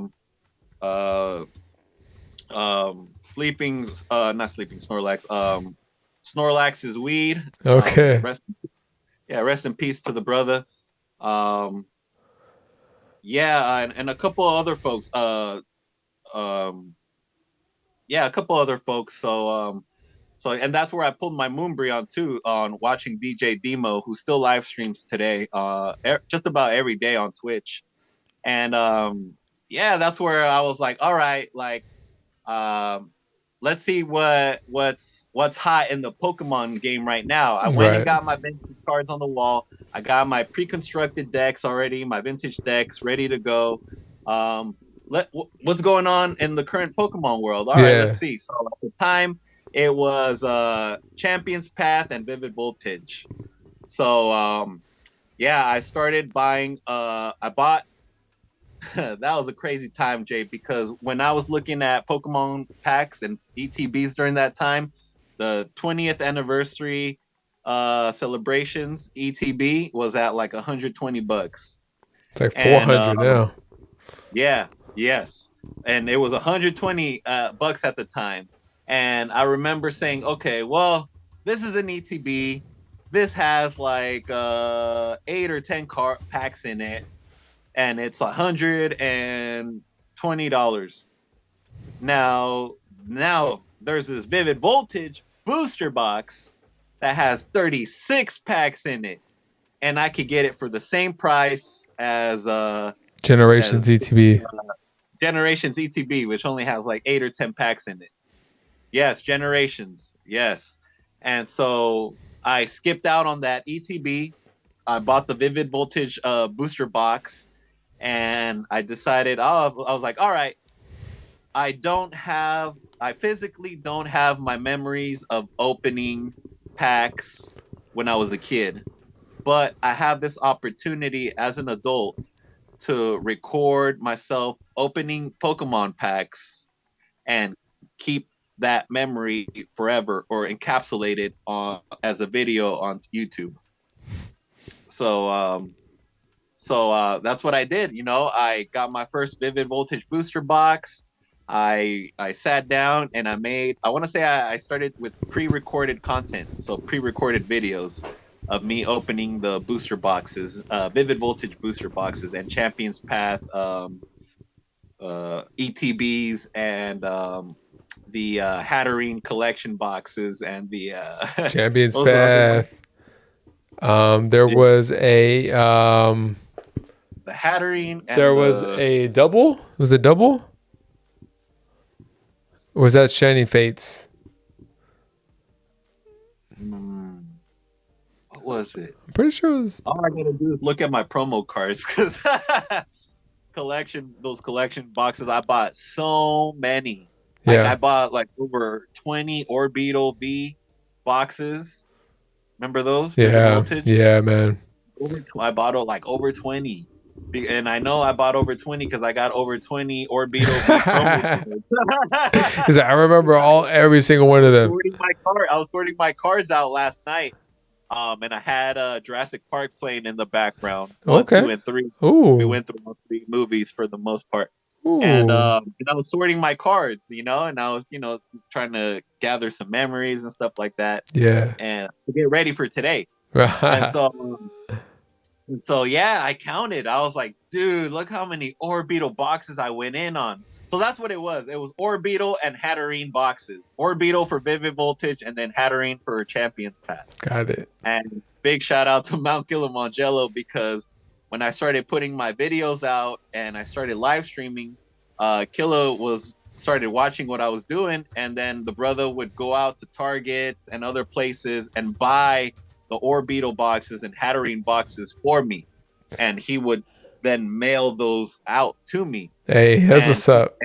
And he would take the packs out of the boxes, and then he would like create his own like little custom box to keep it from moving around, using the cardboard from the Orbital or the Hatterene boxes. Man, big shout out to Mount Kilimanjaro, man. I can't give that brother enough props for helping like provide like Pokemon packs to my channel, you know, to open up and rip. So yeah, dude, that's where that's kind of like where me like starting to record Pokemon content started happening. It really started happening like at the end. I want to say like at the end of 2020. Gotcha. Yeah, like during the fall. Like during the fall is when I started recording pre-recorded Pokemon content, and then like I want to say like in 2021 is when I really started doing like live streams. Even maybe even the end of 2020, honestly, maybe transition to doing some live streams. Yeah, man. Yeah, transition from pre-recorded content to opening it up on live streams, and that was that was inspired by the Twitch streamers who would open Pokemon packs live to viewers, and I just thought it was so fun to be in there. Yeah, To man. I felt like I was a part of something, Right, right, right, right. and I would want people, if I type something in the chat, I would want people to, or to the live streamer to respond to it, and when they would, I'd be like, oh, Yeah, this is man. dope.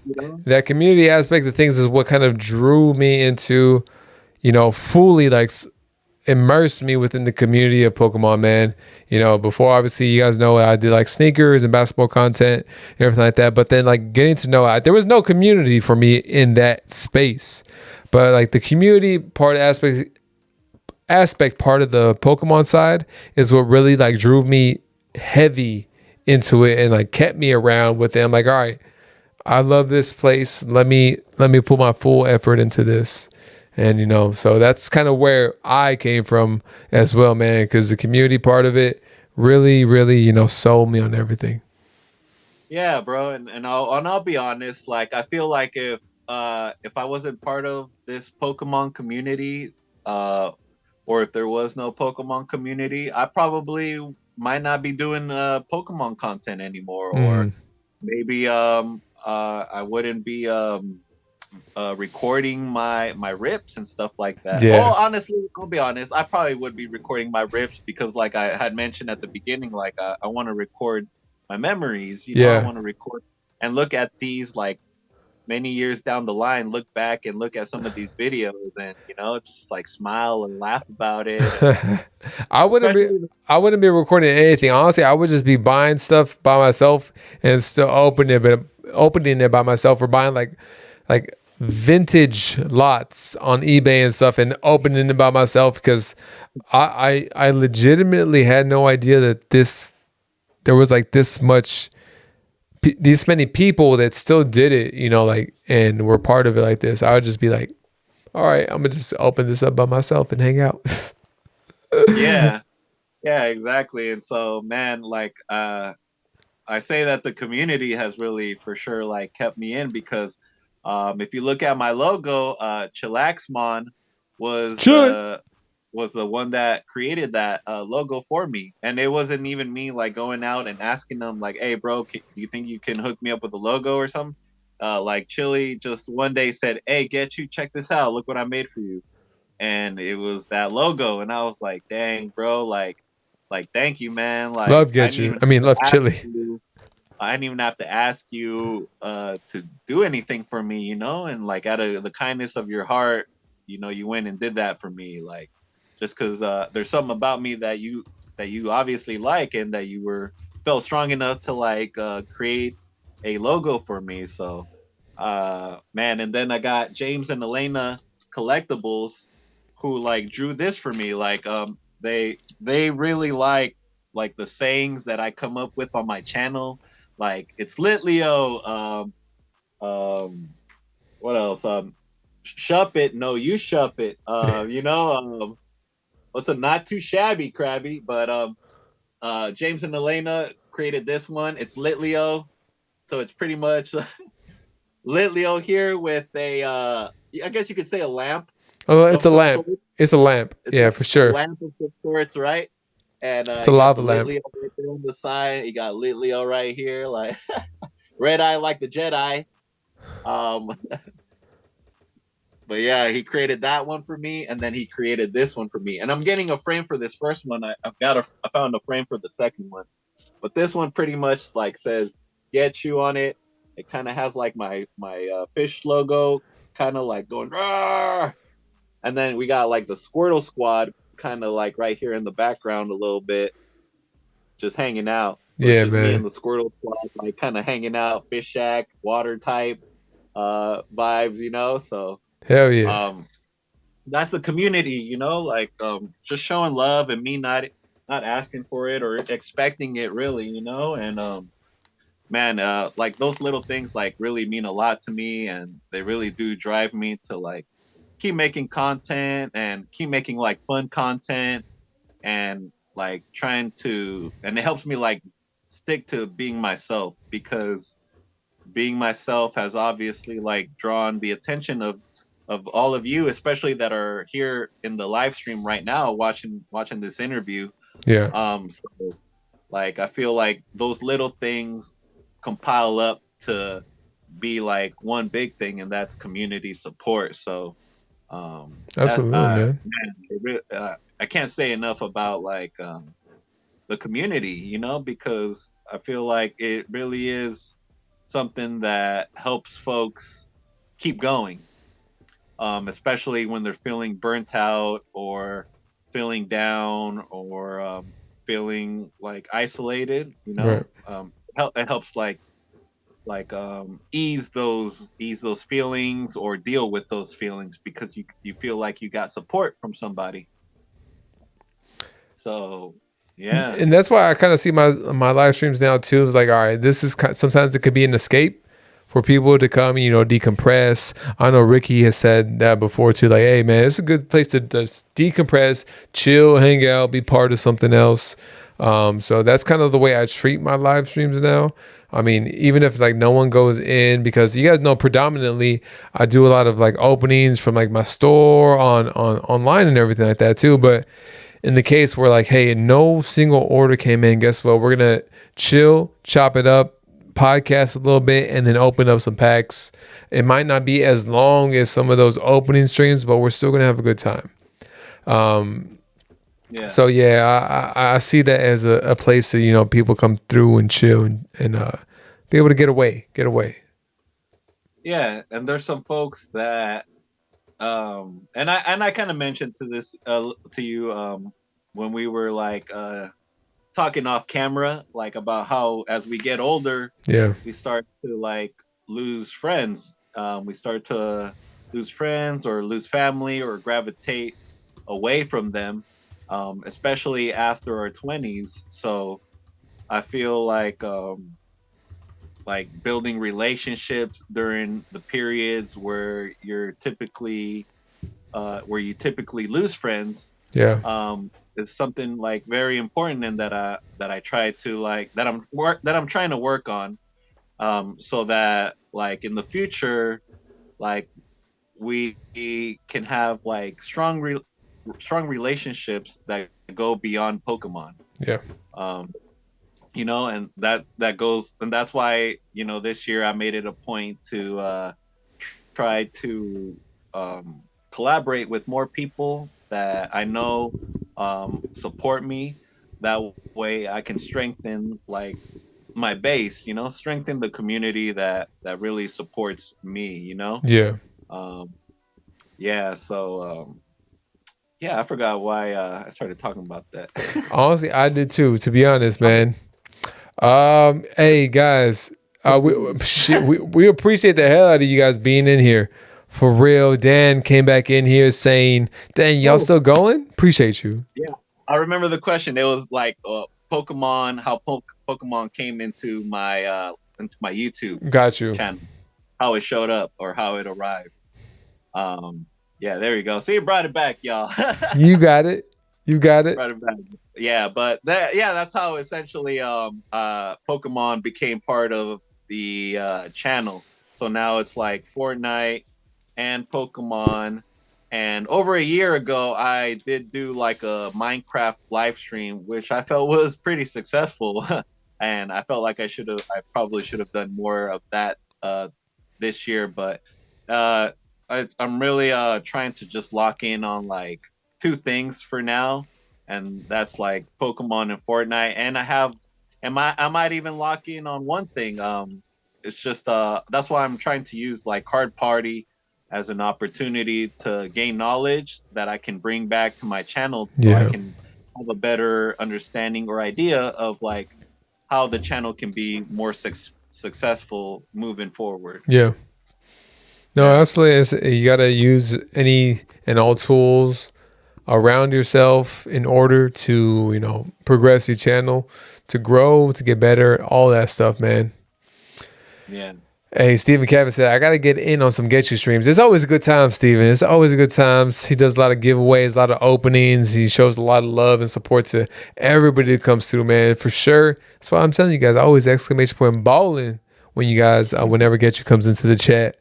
Hey, Smokey said, y'all still rolling? Yeah, Smokey, we're actually going to start to wrap it up right here because we have been going on to about 3 hours and 30 minutes. So get Woo! you. Wow. Any closing Okay. remarks? Any closing remarks you want to make? You know, anything upcoming for your channel or anything you want to say? Um, I would say just keep a lookout for more updates on the channel, y'all. I do plan on creating thumbnails for my live streams in the future. That's something that I want to at least already start doing by the time this year ends. I want to make sure that I have thumbnails for my live streams. Um, Another goal is going to be for collaboration live streams. I'm going to really clamp down and lock in on people who have supported me and still support me up to this day. We've been running the channel now since 2019, so it's 2023. We're going to be coming up on 4 years in December. Whoo! So yeah, y'all. I do plan on trying to be better for y'all and for myself. So that's one of the things that I really do want to work on this year. So I look forward to doing all the collaborations with all the new people that I plan on working with. And yeah, y'all look forward to seeing like different things that people don't usually do on their channels. So, recently you saw a Crown Zenith ETV battle with me and fella Chris, but Yeah. it was a tie fight, right? So, it was a little bit different, a little bit more entertaining. Got that idea from Wild and Crazy Kids from Nickelodeon. So, shout out to that. That's what I try to do. I try to like tap into everyone's nostalgia, because I feel like that's kind of like the root of why we're all here in this Pokemon community, right? The nostalgia, the Wizards of the Coast, the '90s, and everything that came with it, right? So, and what's a trip is that a lot of us now we have families, we have We came a kids. long way. We came a long way, man. Yeah, and we came a long way, and now we got adult money, and And we're we're spending spending. it in all the wrong places. Hell yeah. Yeah, a little bit. But that's why I always try to try to do things on my channel that have to do with like vintage or nostalgia things, but do it in a way that is modern. So like y'all see on my channel that for my mods, I show love to my mods by doing the stamp card things that we used to do as a gym leader back in the day. I give out badges if you fill out the stamp card. So that's something that I used to do back in the day. And all of this is like vintage stuff too. So um, just look forward to new content on the channel, and we're gonna be upgrading a whole bunch of new things to y'all so that we can be more on top of our game. That's what's up, man. Sorry, the chat got me dying right now too because I love the chat. I love all y'all that drop all those funny ass comments, the jokes, like like I love it. I really do, y'all. Like man, that it Roy like when the said. stream ends, sometimes I be laughing at y'all's jokes, man. I be laughing. Roy said, "Great stream, y'all. I appreciate you, Royce. Thank you so much, guys." Number for real, get you. I mean, I appreciate your time coming on here, man. I know this is literally cutting into the time that Ghetchu usually streams on his own channel too. So, shit, I appreciate the hell out of that, man. I hope you. When's the next time we can expect another live stream on your channel? I definitely will say next. I want to say like Monday. I was planning on doing a live stream tomorrow, but I'm not sure exactly how the day will look. So I will say that we probably will have a live stream like at the beginning of the week next week. So maybe Monday or Tuesday. Okay, sounds good. Y'all make sure, if you haven't already, !ballin' to make sure you follow my boy Ghetchu. Live streams are always a lot of fun. He's got a good vibe in there. I'll be hanging out in there usually during any of those live streams as well. Definitely a person that's been rocking with me and my channel for a very, very long time. So make sure you reciprocate that love and show it to Ghetchu for sure. My man, appreciate you being on the podcast. As for me, I said a live stream on Sunday for me, but probably not. Realistically, probably not till Monday, Wednesday, and we'll be doing a Primal Clash box break sometime next week. Be on the lookout for that. Ghetchu, any last things for yourself? Thank you everyone that stopped by the live stream today. Thank you hold on, shades off. All right. Thank you everyone that stopped by the live stream today. Thank you to everyone that has donated memberships, that has donated stuff, that has purchased stuff on my channel, that has hit the like button, that has subscribed, that has that's still rocking with us today, that has reached out to me in the Instagram just to say like a joke or just to say hi, just to joke around. I really appreciate all y'all. For reals, the channel probably wouldn't be what it is today if it weren't for all of y'all that have shown support. Colin's dad is one of the ones that come off the top of my head, that has come through and has shown a lot of support. All y'all, James and Elena Collectibles is another one that has really shown up and shown out the last year, so and then drew me those things. So I appreciate all y'all for reals that have supported in one way or another. Just know that I am trying my best. I do make mistakes, and I do try to address those mistakes, whenever I do them, and I always try to acknowledge them and try to make up for it. So thank you so much to everyone that came through. Jay, my boy, thank you for taking a chance on me, my man, and also for being strong and doing the things that you do. It's been a lot of fun, man. It's been a lot of fun to get to know you, get to know you a little bit better, not just the hands on the screen saying what's up, gang. Beyond that, coming on to my live stream, I still appreciate the fact that you exposed that face for the first time ever on my live stream. Showed me a lot of love, came through, did giveaways on multiple live streams of mine.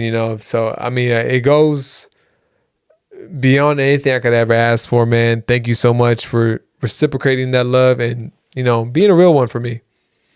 Yeah, and I'm just passing that love down to folks that have shown me love, and doing that, trying to buy stuff and give it away to people on other channels is something that I did learn in the Twitch world from others. So like I told you, nothing's really ever original. We're always trying to add something to the story, or trying to contribute or pass it along to the next person. So thank you, Jay. I really appreciate you, man. It's always fun to collaborate with you or to be in your live streams, and man, I look forward to the future, brother, and to see what that holds. Appreciate you, man. And yeah, guys, thank you all for coming through, hanging out, being part of this, taking the trip down memory lane as far as throwback Pokemon goes, getting to know Ghetchu a little bit better.